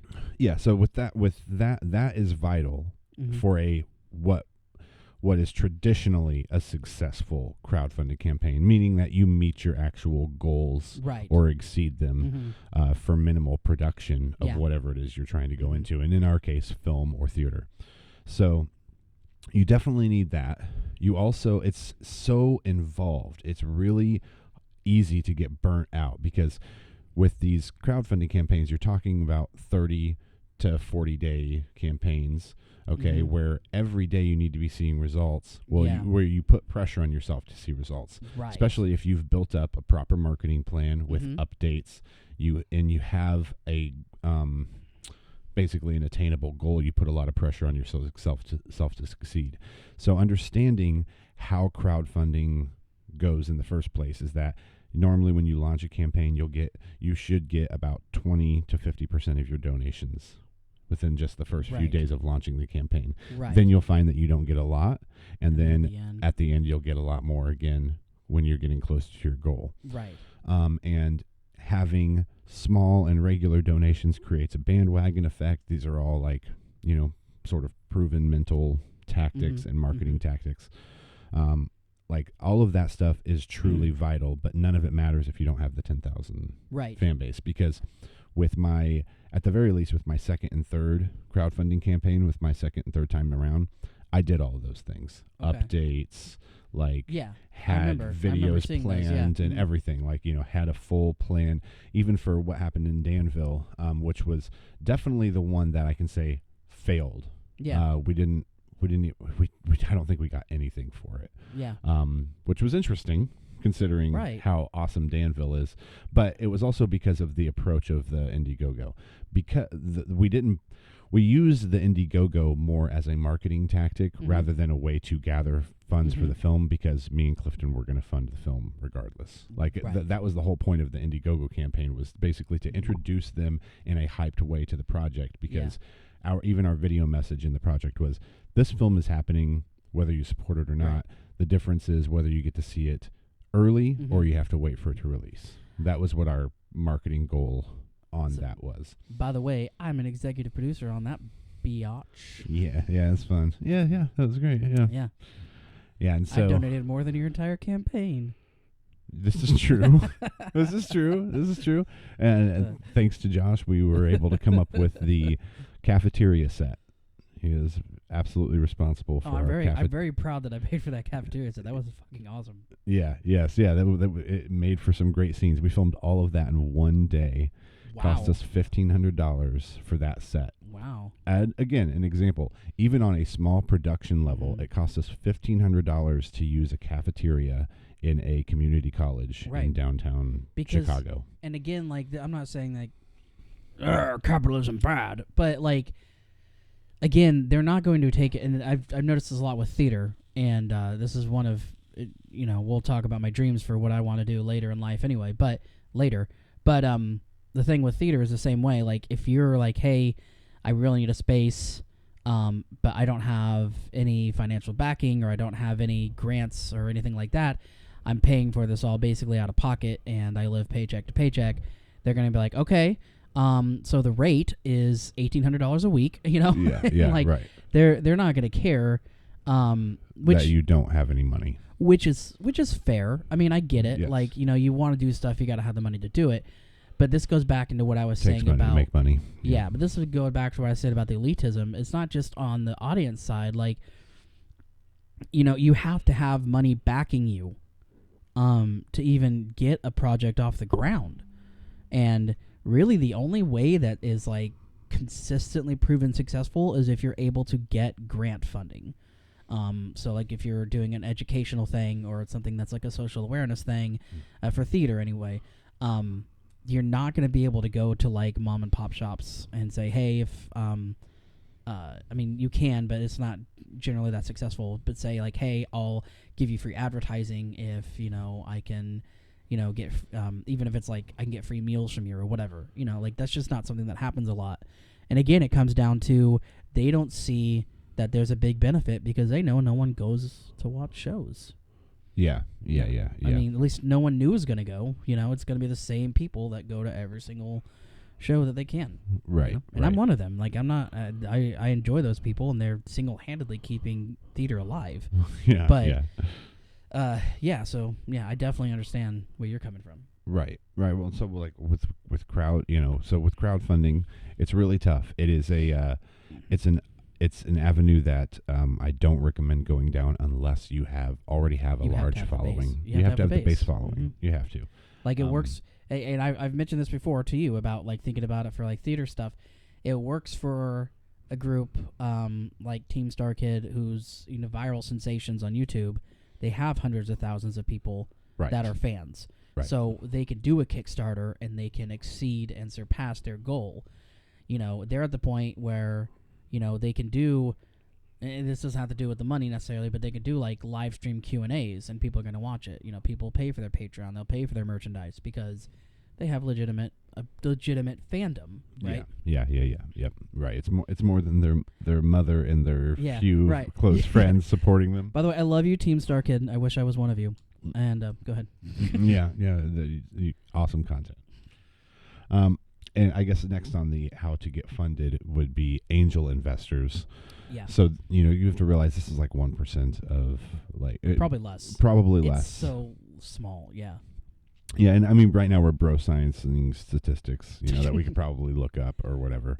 I really feel like it's less than 1%, so it probably is. Yeah, I really feel very strongly about the statistic that I just made up, so it's probably true. That angel investors don't exist. Right. But on the contrary, so what happened in Danville started initially because of an angel investor. Mm-hmm. A good friend of mine, Michael Felton, basically handed over $3,000 to get production started. Yeah. And it was from there that then Clifton and I funded on a week-to-week basis, working with Amazon to fund the project. Right. Which we pretty much we did a similar thing for the Here and Now. You and no, I just it was split the it same down the thing. middle. It was the same. Yeah, we did the same thing. We split it down the middle and was funding it week to week. Yep. Yeah, and so angel investors do exist, but I take a look at the angel investment that I got. It probably wouldn't have gotten off the ground without the initial investment. So thank you, Michael Felton, of course. The whole movie to him. But weigh $3,000 versus the $15,000 that eventually went into it afterwards. So out of $18,000, $3,000 of that came from an angel investor. So keep that in mind. Which is a huge chunk. For sure.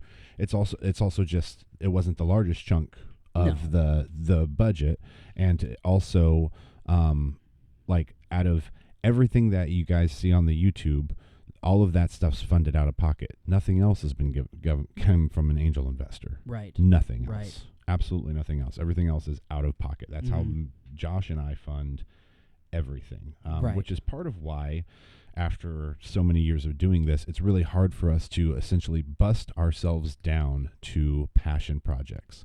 Yeah. We know that the people we've been working with are talented. We want to pay them same as we want to get paid ourselves. Now, we don't mind, being that we fund it out of pocket, obviously we don't pay ourselves, and we just pay everyone else when we fund it out of pocket. Yeah. But we, having worked with them for so long, believe that they are worth the investment, same as our time is worth the investment into the project in the first place. Yeah. And so that's why out of pocket sort of works for us, but that's also why you see things with such low budget. We would, if we had a budget for the company, we'd probably just rent an office space. Which I've actually looked into, but again, it's like, they rent them out month by month or whatever, and it's like, when can we film? How much can we film? How often am I going to have to rent? Right, and not only, so to rent an office space for an entire month for us to use it for maybe 2 weekends. Yeah. And I mean, $250 one time isn't a huge deal. No, that's manageable. But again, it's like if we have to do it for years at a time, that stuff does kind of, especially if we're not making any money off of the back end. Yeah, right. Yeah, because we get paid in likes Yeah. and reactions. And we're not getting paid enough. And we're not getting paid enough. So yeah. So angel investors, that's for the large majority of people, that is a non-existent option for getting your film funded. Which is where your own angel being out of pocket is probably the best way to go. Right. Lastly, you have studios that fund projects. Obviously, they'll put, they sanction a budget essentially for a project. And depending on how big the budget is, determines their involvement as well. But that comes down more to connections side of that's this. a networking I think thing, so. yeah. That's exactly networking. So that covers pretty much how to get funded, right? Because we've talked about how money ends up falling into a lot of these problems. So another thing that costs money is food.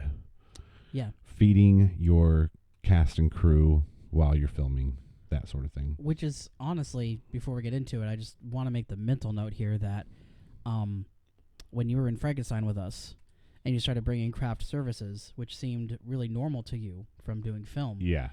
We were all like, wait, we get to eat during Tech Week. It is not something, I'm sure, like, once you get to the professional circuits, it's probably something that's a little bit more common. Yeah. But especially in community theater, like, it was honestly something that's never occurred to me. But from here on out, every time I do a show, I want to do it. Yeah. Now you bring snacks and bottled water. Right, because I think it's good, and I think it's a small thing to let you know that, like, you do appreciate the actors and the time that they're investing, and Well, and there's that side of it, but it's also like, I think of it from like a doctor's point of view. Yeah. Where it's like you're talking, you're moving around, Right. you need fuel. Right, and I mean, and again, it's also a little bit different. You guys, like, in film, you have like specific like laws and stuff as far as like breaking, like having breaks, and because you guys film like for an entire day. Yeah. Our practice is usually rehearsals are like 2 hours. Right. So you're not there. Tech Week being Tech the example. Week is different. The exception. Yeah. I can't believe we came up with the word at the same time. Tech Week being the exception, like I said, when we did complete works, it would have been nice to have craft services being there for 8 hours a night. 8 hours a night. Yes, exactly. It's a different time commitment during Tech Week. Yeah. So totally understandable. Yeah. So my, having 5 kids, honestly, we basically feed everybody off of food stamps. Yeah. Okay. So the leftover money that we have from food stamps helps me tremendously with craft services. With craft services, yeah. So keeping the craft services tote stocked, and like, the sandwiches that we had on during the company and all those snacks, those were all that's all. That's all government dime, baby. Yeah. That's government cheddar, government so another cheese. good way to fund is take money from the government. No. Yeah, well, no, but I mean, I'm just being honest. That's how we. Yeah. But for projects like Danville, okay, when I wasn't just buying pizza or whatever, we were negotiating credit and advertising for awesome, with local mom and pop restaurants. Right. To basically have it catered. So one day we had tamales, and they arrived in this big, metal sheet on Danville. Right. Was it during Danville or something else where you had me hook you up with some pizzas from Marco's? That was for Danville. Yeah. That was for one day on set in Danville, and then another time it was for the table read. Right. Okay. Because there's actually a vlog about that that I've got to find and post where I was talking about 6 pies deep, and I was in the car and I was like, we're going to buy Josh's right now, Marco's and everything else, which I actually deliver for. I think I was still delivering for part time at the time, right after, or right I after. was at Broad Ripple when you came to see me. Okay, no, yeah, you're right. It was the Broad Ripple store that when I came to get those. But yeah, so finding restaurants, and I with places like Marco's, okay, so depending on the company, there's corporate structures that will donate food. But if if you don't have that sort of connection, or you're not aware of a company nearby that does that, mom and pop shops are a great place to go to. And they're really great, I would assume, because it's so much easier to talk to who actually owns the place. Yeah, makes decisions. Yes, yeah. And then not only that, but you'll find that anytime you're dealing with a restaurant chain that has a corporate, when people don't know what company policy is, they become very hostile towards anyone asking something that challenges and what again, their knowledge. Again, it goes to they're not the ones that make the final decision anyway.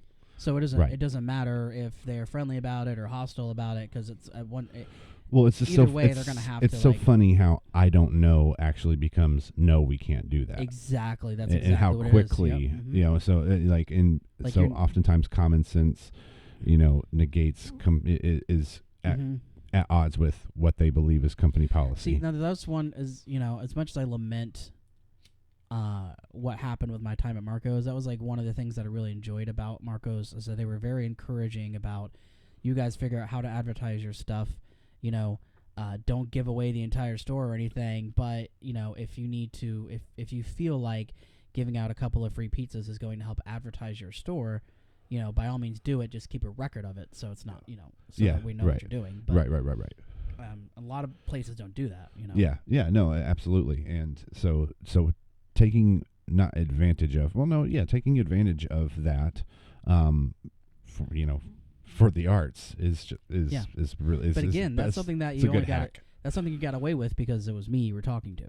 Yeah, that too. For Marco specifically. Yeah, Marco's. Yeah, because otherwise it would have needed to be for a nonprofit. Right. And it's not that movies aren't nonprofit, because when it comes down to it, I didn't make any profit. Ain't no profit. There was no profit. But it's but you're not a 501c3. Not a 501c3 is exactly what it is. I think that's funny. It's like, well, technically we're nonprofit. That's how I always look at myself. I'm definitely nonprofit because I'm not making crap. Yeah, technically we're nonprofit. Okay, so another thing that money goes into, and that can be a problem, is lodging. Yeah. Okay, and so projects with a budget will very often get deals with hotels. Yeah. Like, if we rent out 5 rooms for our cast, can we get a deal on them? A group discount. Yeah, group discount. Yeah. You can do that. If you are even more restrictive on money, I would suggest doubling your Airbnbs that you're using for filming locations, both as housing for cast and or crew. But if it comes down to it, what I've done in the past is house them myself. Yep. I housed, cast and crew at my house, as well as at my dad's house up in Wheatfield when we were filming the booth at the end. Right. And so that that's just another. So it's really interesting you bring that up, because I know I swear not all my stories about Complete Works. This is just kind of what keeps popping up. But when we did Complete Works, we had an encore performance that we did like a month later, maybe, that we did in Peru. None of us lived in Peru. Yeah. So it was just kind of like, my mom lives on the very northernmost side of Kokomo. So when we did it, most of us just stayed at my mom's house, and we all just overnight, because we did it Friday, Saturday, Sunday sort of thing, or we went back to our houses in Kokomo if we felt like we lived close enough. But the offer was there for everyone to stay at my mom's house, except Alan, who was weird about it and wanted to drive all the way back to Indianapolis every night. I don't know. Anyway, I get it. Some people don't like sleeping in other places. I'm not one of those people. I don't give a crap. I'll crash anywhere. But yeah, so that's probably the only time that's ever been. It's not usually something that's an issue with shows. In theater. Yeah, for sure. Because the only other example I can think of where we had to worry about lodging was when we did The Here and Now, where that last weekend, I think, we were there. Was it the last weekend we filmed? Yeah, because Catherine was with me. So it was one of the last 2 weekends. Yeah, and didn't you guys stay at like a hotel that was combined with a casino or something? No, I think it was just like a Motel 6. It was cheap. It was like $60. But we kept passing a casino, right? We did. We kept passing a casino. Yeah, so that was interesting. Yeah, the motel we went was a little bit out of the way, but yeah, again, and that also goes into the travel thing, which I noticed was, if I had not offered to drive Jake and Anna there every day, I mean, I don't think they would have agreed to it. I'm not I'm not getting on them. No, right, but it like is a otherwise huge it would drive. have been otherwise it would have been like without the extra gas money. Mhm. Exactly. Yep. Yeah, well, what's interesting is that Kokomo to Peru now I think of as like a really short drive. It's like 25 minutes, But when I was when I was in when I was in Kokomo and when I was a teenager, going up to Mississinawa felt like going forever out of town. Two things. Like, you just get used to doing longer drives because you go to Indianapolis a lot, or you go to Chicago a lot. Your world gets bigger. Your world gets bigger. Yeah. Also, I just feel like there's just some weird, like, group think in Kokomo itself that if you have to drive farther than 10 minutes, it's considered a long drive. Yeah. People live in Kokomo. Yeah. And I don't know why it is that way, because, you're right. Like, when I lived in Kokomo, I always knew people were like, I don't want to drive to Peru, that's so far away. Yeah. But people who live in Peru are like, well, I drive to Kokomo to go to Walmart, so yeah, who I mean, cares? don't get me wrong. I get tired of the drive to Indianapolis. Yeah. Only because I'm at this like plateau in like entertainment with podcasts where it's like I want to be learning something intriguing and new, but like the things that are on the podcast that I'm following right now aren't sparking my interest. Yeah. You know what I mean? It's also like I've noticed, like, living in Indianapolis life, I feel like I have to plan so much more of my evening out if I want to go somewhere, because everything is 30 minutes away. Yeah, in Indianapolis. Yeah. Like Yes. everything I want to go to, like, is either downtown or it's going to be like up in the northern, right. Fishers, And when I Castle, lived whatever. downtown, everything was 15 minutes away because everything was located around 465, unless I was just Right. walking. Or you could just walk down. Yeah. Yeah, walk there. But that's part of it too, is like finding the parking. There's just a lot of it going on. So you just kind of get used to the idea that, like, hey, if it takes me 15 minutes to get somewhere, I need to leave 30 minutes early. That's another money consideration when it comes to travel and lodging. If you're filming somewhere, you have to consider parking. Yeah. In major cities, because downtown it costs to park, like just to park. That can be another big problem. Okay, so I think we've covered what the issues is and what some of the, I guess, low budget hacks that we have involvement with are on locations, food, and lodging. Yeah. We've also covered how movies get funded. Now let's talk about talent. Right. In general. Okay. So what I have here is that, so what you'll notice, what most filmmakers will notice if you're not living in LA, and that's pretty much it. If you're not living in LA, even if you're living in New York, everyone has a job. Right. During the week. Yeah. But if you're not living in LA, you'll deal with something called scheduling hell. Yeah. So basically everywhere else in the world deals with scheduling hell. And it's where you're working around people's 9 to 5s, and most of the time it's not 9 to 5. Yeah, like you'll get everybody's 9 to 5 except like 2 people work the night shift, or exactly. They work some weird middle of the day. Right. So then daytimes on weekends are usually when they're sleeping. Yeah. Or still at work. Something absurd. And so you deal with what's called scheduling hell, where no one's schedule lines up, or you'll have most everybody's schedule line up. Like one person. Okay, and the company's a great example. Yes. Anna is very hard to get time with. Anna. We love you, Anna. Yeah, Let's be real. Well, it's very hard. It's very hard to get time in her schedule. Yes. Because she has a lot going on. Because she's high in demand. She's in high demand. So she is the. We'll find that most of our schedules line up for most weekends. Yeah. Except for Anna's. What we do, what we end up doing what I end up doing, is basically filming all of Anna's frames in a short time, and then filming everyone else's frames. Right. After she has to leave. So, you have the same issue, if not worse, when it comes to theater, because usually you have to practice in weird places or whatever. Everyone that's ever done a show ever, that's an adult, knows that, like, your tech week, you're just sacrificing that entire week to the show. Like, they know that. So it's like right after you're done with work, you go straight to tech week rehearsal, and you're there probably till it's time to go to bed.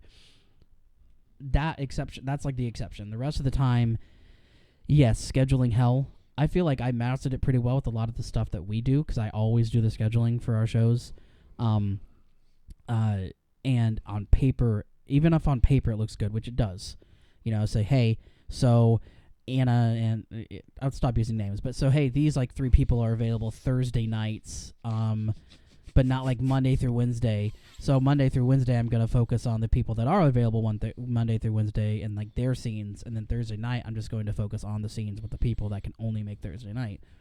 That sort of thing. That's great on paper. Then you have people who are like, oh, well, I can't make it because of this. Or you have people that just show up an hour late, so like you're all just kind of sitting around. Or the director, when he's not the same person as the person making the schedule, decides that he wants to do something completely different, and then everybody just ends up sitting around for a while. You can get burned out on stuff like that. I have in the past. Yeah. I've played roles. There's a show I was in where I played, it wasn't like a small character, but I only, when it was an ensemble cast, but I only showed up maybe 3 or 4 scenes. I had my lines memorized. It's a gift and a curse. Like, I usually, anymore, I try to have all my part memorized before the first rehearsal, just so I never have to worry about the pressure of trying to get stuff memorized by a certain deadline. Yeah. Anyway, that was one of those cases where I had my whole part memorized, and I had my blocking memorized. I knew what I was going to do, and I critiqued it as I went. But for the most part, it was like when it was my time to go up, I went up, did it, and they said, oh, my God, that was amazing. Sit down. Okay. But the guy who I was living with at the time, and I was driving him to rehearsal, was the main character. So he was on stage 90% of the time. And so it was me just sitting there and watching them struggle through scene after scene after scene. And he did a fantastic job. I'm not going to name any names again, but he did a fantastic job in the show. And I'm very proud of him for what he did, because he's like me, he's usually a character actor. But it was we did 4 nights a week, 3 hours a night. And that entire, an entire week basis, I was probably only working on stuff, like, with the director for maybe an hour's worth for the entire week. And the rest of it, I was just kind of sitting there watching. Right. I learn a lot of things. Yeah. So part of it's your mindset. You need to know, like, hey, I have a lot of this free time. What am I going to do with it? Yeah. You could bring a book. You could practice your lines. That's what I. Which is what most people do. That's what I end up doing. And which is what I used to do. But stage. Yeah. I used to do when I was younger. But I was like, when I want to be serious about this, I'm not going to be that guy that's like 3 weeks into a show and don't know my lines. Right.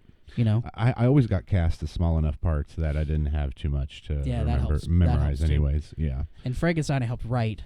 So that actually made it harder because we had so many different edits of it. Yeah. That like in my mind I'm like, this is the line. And then you're like, no, that we changed that. We changed that line. Yeah. And it's like, oh crap. It just got to the point I stopped worrying about it because honestly Alan didn't know either. So so I was just like, I'm just gonna say whatever comes into my head, and that's just what's gonna happen, and it worked out great. So so that was my little tidbit about that. Yeah. So scheduling hell is a real thing, mm-hmm. So creative solutions would be, like you said, getting the schedule out on paper for what people are available, and then trying to schedule those scenes. That's a good solution. Mm-hmm. As well as, now it's not ideal, okay, but it's something that I'm willing to do. I like with Anna, we've already named her name, so I'll say that for the company. We love you, Anna. So filming her frames all together, which works just fine because I have a detailed shot list. Well, in film, it mm-hmm. works a lot better with film.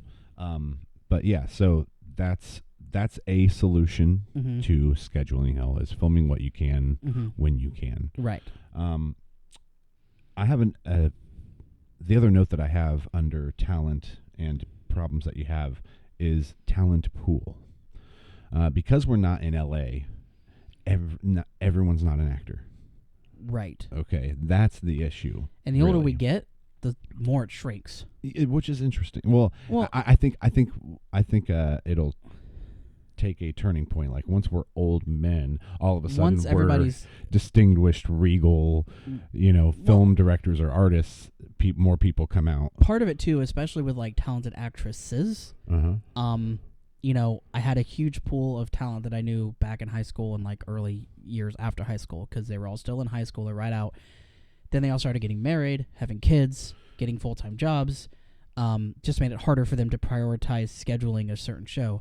By the time we're 40, those same people are going to have kids that are teenagers or in college, and they're not going to. And they just don't care about theater anymore. They're well past. Well, I was going to say, by the time you're 40, I've noticed, like people, late 30s, early 40s is about when people start getting back into theater. Okay. Because yeah. they're not as interested in going out Like and partying empty nest every syndrome. night. Well, that's one of the. You also have the people that are like, oh, I'm more interested in going out and partying and spending time with coworkers. There's or also friends. midlife crisis. There's also midlife crisis Where it's like, I never pursued my dream as an actor because I got busy having children and working. Right. Well, and I mean, you put your life on hold if you. You do. That sounds bad. I mean, I'm not trying to make it sound bad. No. You put a lot of that stuff on hold when you're like, oh, I'm going to have children. You do. Or we're going to have a family. Or at the very least, it slows down the process. Right. For in our case, because we're still. But we're pursuing. both like legitimately passionate about doing it. So that's the other thing about a lot of this talent pool. These people go out, they like acting, but it's not something they want to do professionally. They want to be doctors, or they want to be lawyers, or they want to be realtors. Well, I mean, I think it's for the simple, like we have the artist disease in the sense where it's like, I really can't picture myself doing anything else. My problem is I can picture myself doing everything, which is why acting is. I'm saying that's what's so great about being a filmmaker and a director and writer is that, like for instance, writing Protect and Serve. Okay, I'm doing a lot of investigation into the life of a detective. Okay, like I worked in food service for 17 years, so I didn't need to do any research there. But the other half of it, it gave me an opportunity. Like, I've always wanted to be a detective, right? But I don't honestly want to. Like, I don't want. You just think it's cool. You're just interested in it. Yeah. I love the investigation part of it. Yes. You know what I mean? Like, I know the mystery and the exactly. So what I wouldn't enjoy is the personal relations that you have to maintain as a detective. Right. The actual job itself. Right. Okay. Which is where I get to dabble in it and pursue it for a while as a writing object, but don't actually have to pursue it as a career and have the actual real pressures of a detective. You think we could pause again real quick? Yeah. Sorry. No, you're good. All right. So, speaking specifically more on talent pool as an issue in the Midwest. So let me give you an example. With when I was casting When the Quiet Comes, I still have yet to cast the role of Alex, which is supposed to be, I want someone between 18 and 22 that can pull off 17. Looking at 17. Yeah. And he can be, either Caucasian or of mixed ethnicity. And so, because of that, so this is what happened when we were casting for it. I either got actors who looked too young, or the ones that were young that looked old enough, where their parent essentially decided they didn't want them involved in the content. Right. And so let me explain. The content, all right, so we've got, this is part of why I want someone 18 to 22 playing someone 17, is because we have suggested nudity. We have a 17-year-old who's very in his hormones. He's involved with a girl from his school who is involved in the Black Lives Matter movement. Right. And because he's just a bag of hormones, their whole relationship for him is about trying to get in the sack with her. And hers is more so about that they share this, they share the brunt of systemic racism. Right. You know what I mean? And that commonality. The commonality of both being for Black Lives Matter, and not only that, but Alex's father is a cop. Yeah. Right. So there's this rebelliousness to it that gives Alex extra appeal for his girlfriend Kendra. Right. Okay. So and there's, like I said, just suggested nudity. There's heavy flirting. But other than that, it's, either way, for a lot of parents of younger actors, they may not want them involved in that sort of content if they're steering more towards something family oriented. If their dream is for their children to be in Disney, maybe they don't want and want them in a show about cop killing. I think it's part that, and I think it's also you've got to always, especially where we live, you got to take into consideration. I mean, we live in the Bible Belt, so a lot of people, especially parents of children who want to act like, they're still they want. I'm not saying very wholesome. Right, they want to do something that's wholesome. They don't want to overexpose their kids to non-Christian values or whatever, and they tend to have a little bit of an overreaction. Right. Well, and so then the other half of it was that a lot of the actors that had auditioned that were between 18 and 22 that could pull off the 17. Unfortunately, couldn't pull off the read on the character. And there's, I don't know, and it was, I guess it was just hard to cast for. I think it would be a lot easier to cast for in LA, where everybody wants to do it. Everyone wants their child to be a child star, right? Whether it's drama, comedy, whatever it is.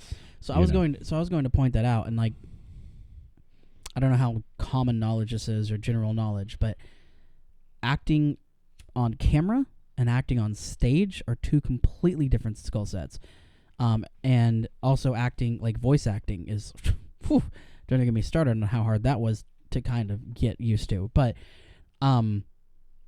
it just is what it is. They're two different skill sets, and I think, especially like in our area, in Kokomo, Peru, Indianapolis, whatever, this area, film is not nearly as prevalent for people growing up as theater. No, it's not. And not only that, but Kokomo has a bad history with film. Yeah. I think of the County Line Project and how furious people were that they felt like they were essentially duped out of their money and support. Because they were.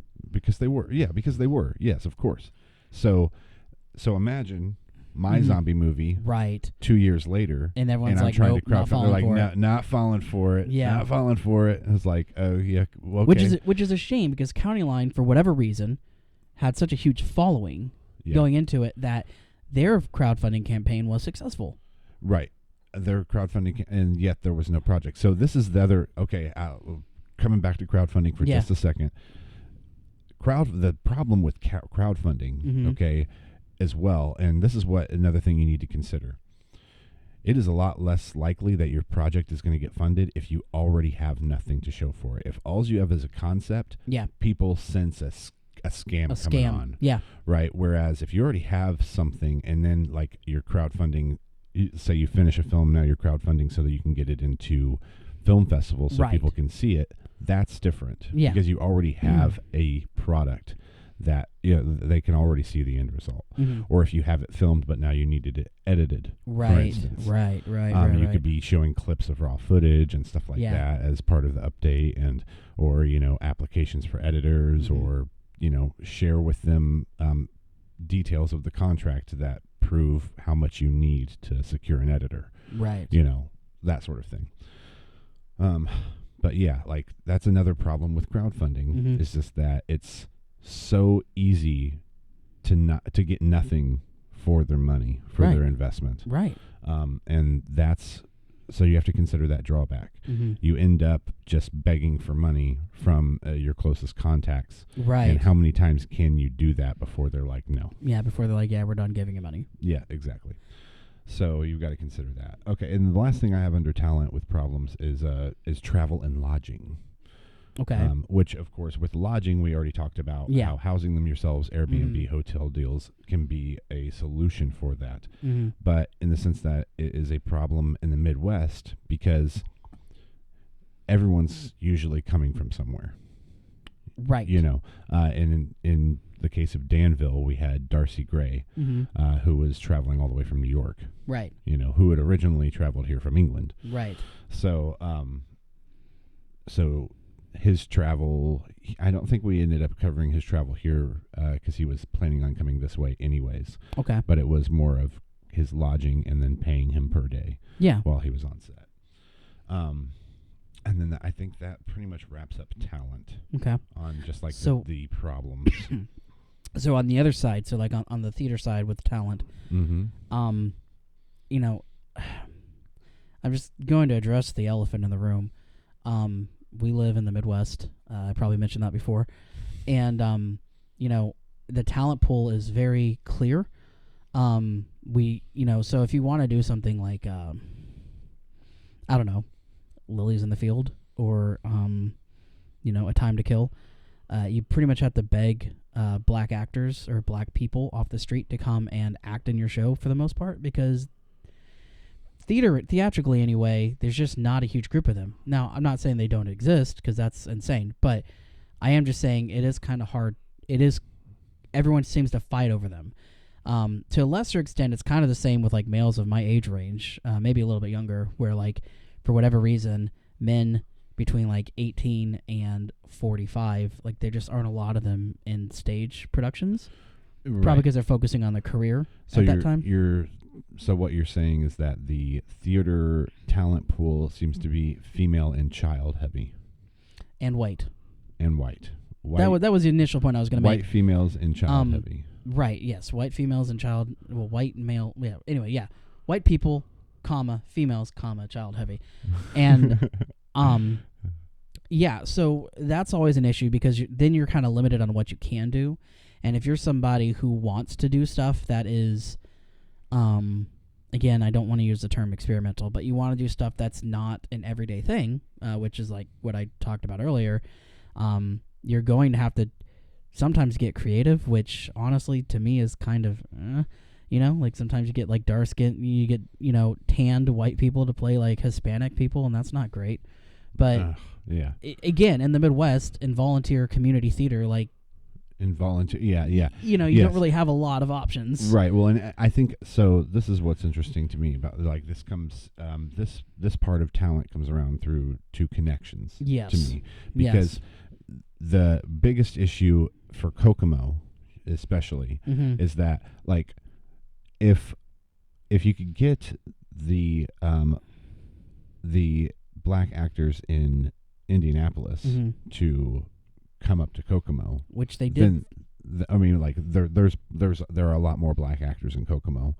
In Indianapolis. Yeah, you're right. Than there are in Kokomo. Right. And so, which is interesting because I think Kokomo is still at least a third black. Right. There's just not a lot of interest generated. And this comes again a little shorter to the elitism or whatever. Right. Everyone in charge of the show, and this is like, I'm not trying to like point a finger or blame anyone, but everyone who's on boards for all those shows, at least the majority of them, are just white people. Yeah. And they're friends with white people. Yeah. And they cast white people because white people are told when the auditions are. Right. Unless it's something really crazy. Like I know when they did Rent a few years ago at KCT, there was like, I know there's like one black guy that drove from Indianapolis to do it, to play Collins, and I don't know his name. I wasn't part of the show, so I apologize. But they did do that, and so they did have a little bit of a minority feel in that show. They did Hairspray, and they had to get a lot of choir singers to play the black roles, and it worked out. I thought it was a fantastic show. But there's a reason why certain shows are done over and over and over again. It's not just because, this is big name recognition. But they're already working off of the talent pool that's available. Exactly. So, like, for example, the original shows we write are all based off of, 17th century European fiction. So... you mean like white Europeans? Yeah. So, like, Frankenstein, Beauty and the Beast, and Hunchback of Notre Dame. Yeah. Yeah. That being said, like, I've always been the sort of person, and anything that I write, literally, like, I do not have, like, me personally, I do not have specified ethnicities for roles. I might have a certain actor in mind when I write a role, sort of thing, but I'm not the type of person that, like, if I don't have that actor, I can't cast the role. Like, I'm going to cast whoever's best for it. I'm going to write it based on who I think is best for it, but that doesn't mean that they'll be the best. Yeah. But yeah, so that's a huge issue, I think, when it comes to theatrical stuff. I would like to do things, again, like Lilies of the Field, which I know they're actually doing in Noblesville because they found somebody, which is great.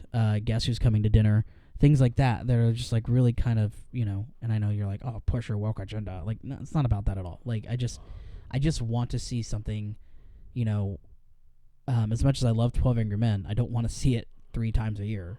Like, it's just, yeah. I don't need to see A Christmas Carol every freaking Christmas. No, right. Well, for a long time, was it KCT or was it the high school itself that put on Wizard of Oz every year for the longest time? KCT. It was KCT, yeah. But that was interesting, though. That was a tradition, going to see that every year. Yeah. Though. But that was once a year, not 3 times a year. Oh, yeah. Yes. The reason I made that comment is I was talking to my wife about it the other day, especially when it comes to theater, and because of how plays how different scripts become available at different times. You'll generally see, like, if you see a show, like, for example, I think they're doing, they just did Seussical at McConaughey High School. I think they're doing Seussical somewhere in Indianapolis here in a month or so. You'll see a lot of that, like where a show will make its rounds every couple of years through multiple different venues. So that's another reason why I'm like, I don't really want to redo shows because everyone else does it. Yeah. That's not what I want to do. I want to do something different, Yeah, I get that. And that pretty much covers what I had written down for talent issues that you'll come across, struggles working in entertainment. Oh, and you probably... so to go back to the talent, you probably have this with filming as well. As hard as it is to find people who want to like be in your show, act in your show, it is 3 times harder to find people who want to do backstage or behind the camera. Oh yeah. Well, and again, not working, being that we're not in L.A., New York, or even Chicago, there are people aren't even going to school for that. Right. You know what I mean? Like the Purdue film program is relatively small. Right. You know what I mean? And it's even smaller at Ball State University where they're still focusing on radio. Yeah. Which I love radio, but man, like I don't know. I think it's time to put more into the future. Right. Like switch to podcasting. Something. All right. Well, finally on my list, I have connections. Is the other big issue? Gotcha.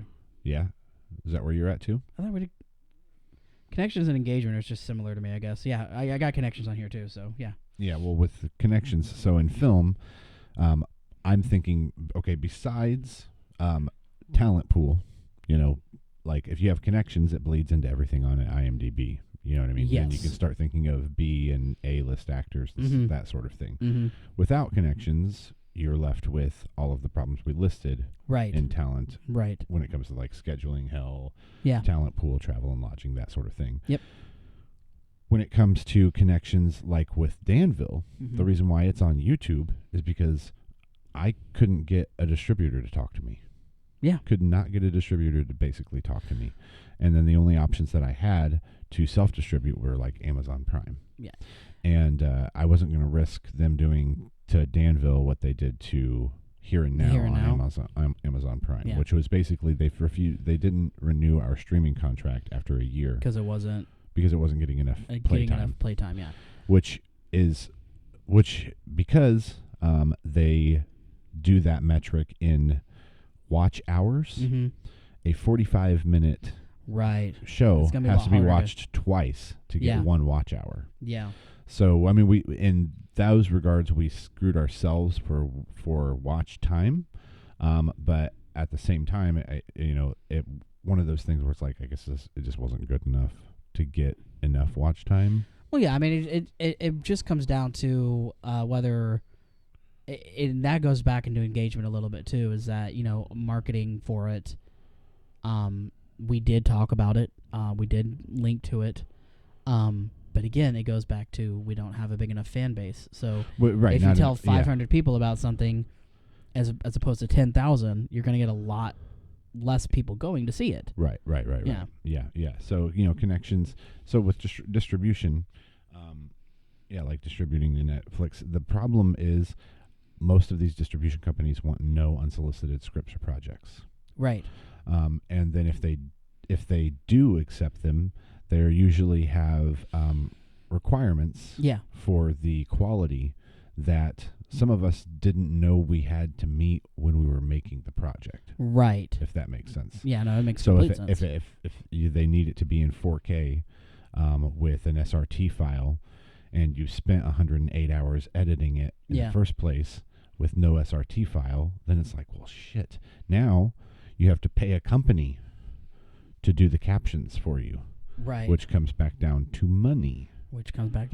Right. And just rough estimates, I hadn't actually talked to one, but when I had done like a quick search, what it had yielded is like between $500 and $1,500 on the low end for short films. Yeah. So an hour, 2 hour and 6 minute movie would probably cost me more than half the budget of the film itself. Yeah, so I'm not going to go into like conspiracy theory, blah, monopoly crap, but I mean, when it really comes down to it, like, you know, LA, with a few exceptions, you know, Hollywood has kind of the market cornered on distribution. Yeah, and it makes it feel like they choose who gets in and not audiences. Exactly. Because we can't contact, we don't even have the mass reach for audiences that Hollywood does. Right, which is, you need the mass reach to get the ability to start making the projects, but you need to make the projects to get the reach. And it's just kind of one of those, you know, so then you end up just doing what it is videos, reviewing trailers on YouTube, because you don't, you know. And what this whole the thing doubles back to, okay, like not being able to like break through that ceiling to break into mass studio projects, okay, bubbles right back down to networking. So I'm close to the 5,000 friend thing on Facebook, okay. More than 3,500 of those friends are just film contacts. Awesome. Okay. This is the problem with that networking, is not only are all of my friends also just shilling their own film projects. Yes. But none of those friends, I mean, well, I can't say none of them, because I'm seeing a lot of my friends that I've been Facebook friends with for a long time breaking into bigger things. Edward Williams and Emmanuel Carter are really good examples. Emmanuel Carter, you know, like Noggin Nook, I think went international, and they're taking it to Nickelodeon, and you know, so it went from Amazon to an Amazon program to like Nickelodeon and Nick Jr. So it's huge. It's great. But for the large majority of us, okay, we're just it's like, if the A-listers that don't have, you know, the A-listers that don't have, you have the A-listers who don't have social media. Right. You have the B celebrities who aren't close enough to the A-listers that it matters that they actually have social media. Yeah. But I'm only friends with like 3 B-list actors. Right. More than me. Out of my 5,000 friends. And the rest of them are all in my category, this C-list struggling thing. Trying to break into the trying to break the 50,000 mark on IMDb Pro. Yeah. You know, kind of thing in the top 50,000. So, yeah, it's like or even trying to get 1,000 subscribers to your YouTube channel or something. Yeah. Or like us trying to get 1,000 just 1,000 subscribers. So, yeah, I don't know that I have creative solutions for that. If we did, we wouldn't be. No, I'm just kidding. But other than, you know, to continue making great content. Yeah, I mean, you know, and we always say it. You know, it's quality over quantity, and I think that's theatrical as well as film. When you're a startup, or I don't want to say startup, but like when you are like a small independent venture, though, it's going to be a time-consuming process. You're not going to get it overnight. Unless you get incredibly, incredibly lucky and you strike gold with some idea that for whatever reason just speaks to a lot of people. You know, at the end of the day, entertainment I guess at the end of the day, entertainment is kind of what we want to look for. But what were you just talking about? I forgot. Connections, like distribution and networking. Right. How we're all like just a bunch of C people. So I guess this might go a little bit into talent as well. But so like, this isn't necessarily a thing that's theater in general, but kind of something that's like specific to like what I'm trying to do with fourth wall players. Trying to make like a core group of actors, like an acting troupe, sort of thing, is really hard in this area when not very many people want to do it as a career. They want to do it as a hobby. Yeah. And that's fine, and we love you, Anna. And no, just kidding. Now that's picking on you. Yeah, no, I'm just messing, Anna. No, it's totally fine, like completely legitimate, and I'm not, it's not something that I'm like sore at or anything like that. But again, I'm gonna shout out Team Star Kid, like what made them work as an acting troupe, who had a core group of people who all worked to make the scripts and write the music for the musical parodies and find the locations, and it wasn't just like me trying to do it all. And what made them work was they all met because they all had the interest. They wanted to be professional actors. Like they went to school, they met in college to do theater, to do entertainment of some sort. So they already all had that same passion. And the issues around here, at least in my specific situation, is it's hard finding people that share the same passion that I do. And it makes a lot of sense. Like if you're somebody that just wants to do it as a hobby, or someone that likes doing it, but you have a real career as you work at Delphi, or you're a bank teller. I don't know. You have a real career or you're a realtor. When it comes down to, you can put a little bit of time to be part of an already established community theater that does the same shows that you like, sort of thing. So like Guys and Dolls or whatever.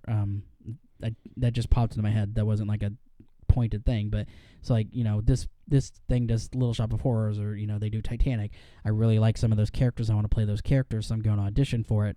It's a lot easier if it's a side thing for you to be like, okay, I can justify giving up 9 hours of my week, doing rehearsal for this show for the next 3 months, as opposed to giving up. When you're doing your own thing and you're building it from the ground up. Kelly can attest to this, I'm sure, on the filming side too. What other people can see when you're doing rehearsals and stuff like that, or even filming or the production, is maybe a fifth, at least, of what actual work you put into it. So you guys watch this thing, and we understand it's a longer podcast, which is great. I think it's been a lot of great content, but you guys watch or listen to us do these podcasts, and it's usually about 45 minutes or whatever, and you're like, okay, so they put 45 minutes into it. No, we put 45 minutes into it, and into the performance. Yeah. We also put hours into research and writing up our choices. And then Kelly goes and does more hours editing it all together and releasing it on YouTube. And then we put hours into marketing it. So when it comes down to it, our 45-minute episode on a podcast, we've probably put at least 10 hours of work into. And make no money doing it. Which is what this is the difference between people who view it as a hobby versus a profession. Right. Is that for a hobby, it's the weight you give it. Yes. So as a hobby, it's something, you're doing it for the experience. Right. It alleviates something for you. As a profession, like all of a sudden you're expecting to get something back from it. Right. More than the experience. You're right, yeah. Like whether it's the clout. Eventually. Whether it's something. Yeah. So I think that's the issue when it comes to finding professionals. Is so like finding professionals, people that want to be a professional actor to join an acting troupe, is that when you don't have someone that, I think it comes down to, like, for me, I feel like it comes down to being humble. Yes. Like, I'm willing to sacrifice the hours and never get paid for it. Because it's something for the stuff that we've already done. Yeah, I'm saying specifically for the stuff we've already done. Mm-hmm. Totally fine not getting paid for it. Okay. But when you meet other people who view it as a profession that don't share your same vision, they want paid like a professional. Right. And we're not paying ourselves. Which, again is a bigger issue in film than it is in, at least around here, in theater. Yeah, right, Yeah. exactly. So even if I if I found someone who wants to be a professional DP or someone, it's like, well, a professional DP, even if they're not working in narratives like they want, are still can instead invest their time into wedding videography and make money live for events. Yeah, exactly. And then all of a sudden, my passion project doesn't hold very much weight. Even though I'm a professional myself. And the quality is professional. Yeah. Yeah. And yeah, that's definitely true, and that's why again it's hard in this specific situation to find a group of like-minded people who are all willing to be like, okay, let's all build this together. You know? Yeah, right. Which is our mindset towards our both mindset. of our companies. Yes. Yeah, like I put as much work into fourth wall player content as I do into Hohenheim production. Which is more than appreciated. But this is why it's like so rare, because out of the other professionals that I've encountered that say they want to work together, then they mean is they want you to work with them. They want you to work only on their stuff, and they don't want to put the same passion into your project, right? Because they don't share your vision. They end up wanting to go their own way and try to do it themselves. And so, like, rather than sort of delegating and doing this, building on top of each other, right? And so, that's a huge issue when it comes, and that although it goes under talent, yes, but it stems from a lack of connections. True. Those connections are like the connection you and I have. You know what I mean? On a professional basis, like, yeah. It's like, well, it gets to the point too. It gets to the point too. At least what I've noticed is that you're almost like constantly recruiting people. You're constantly looking at people. Like, so I'll go to a show. So I went to a high school performance a few weeks ago, and the whole time I was like, okay, so which of these kids are good enough to do my stuff? Yeah. And I'm not like overly pushy about it or anything, but that's always in the back of my mind, Right. Like who did the set design for this? I need to talk to them, Yeah. Or I work with other troops so that I can connect with people and network. But again, it's like you said, I don't half-ass what I do when I work with other people, and I'm not just gonna like drop, Improbable Fiction Theater Company. Improbable Fiction. I'm not going to just like cut them out of my life now that like I've worked with them and gotten to know a couple new people and new connections or whatever. If they approach me again and they say, hey, we're doing this in this show, do you want to do it? If I have the time, I'm gonna say yes. Right. Hell yeah, I'm going to say yes. How can I expect anybody, how can any of us expect anybody to partake in our passion project or whatever if we won't do the same? If we don't do the same thing. Yeah. To me, it's a reciprocation thing. And so it does kind of peeve me a little bit when people do like what you talked about, where they're like, oh, let's collaborate. But what they really mean is come work for me. Right. And for no money. Which okay, fine. Apply your passion to my stuff, which if I was more passionate about, I'd be doing more. Right, but the relationship's one-sided, and that's being taken advantage of. Right. More so than like, oh, let's collaborate. So like you and I think we collaborate. Yeah, absolutely. I mean, I do just as much stuff with Hohenheim as I do with Fourth Wall, and you vice versa. Yeah. And I think that works really well for us. And I think we work really well together. I'm excited about our spring videos, man. Yeah. Thank God. It's an inside joke. You guys will get it later. Yeah. Okay. Well, we should probably wrap this up. Yeah. We'll talk about logistics here later. But yeah, we definitely need to wrap this up. This was so much fun, though. Yeah. It has been way too long since we've done one of these. Yep.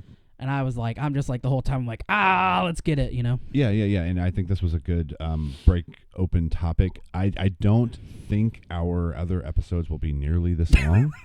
Nowhere this near. This was about the length of 3 episodes at least. Yeah, probably. But be expecting probably a solid 2-hour podcast, especially when we have guests, where we're going to do long form discussion after we do our Get to the Point reviews, which the Get to the Point review will still be comical, and it'll also be ironic that we take so long to get to our points in the main topic.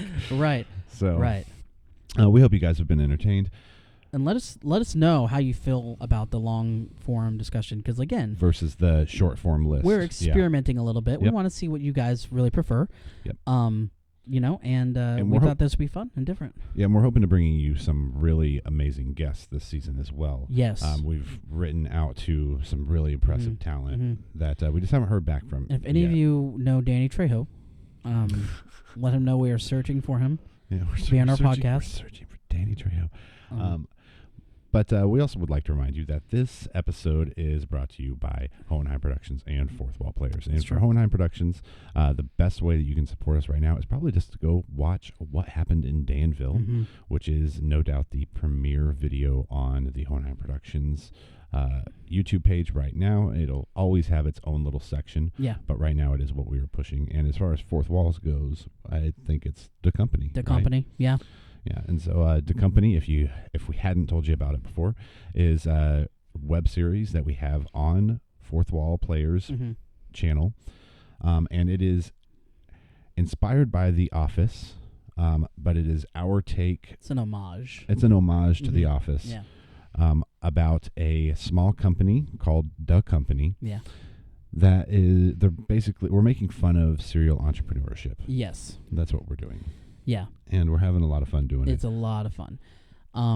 Yeah, and if you guys could, it costs you literally nothing. Please subscribe.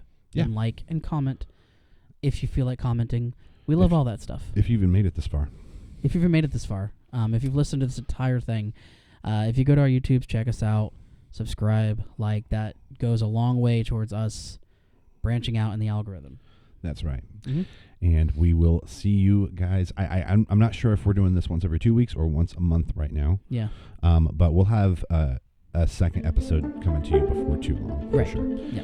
And we'll see you guys then. Yep. Peace. Later. Get to the point.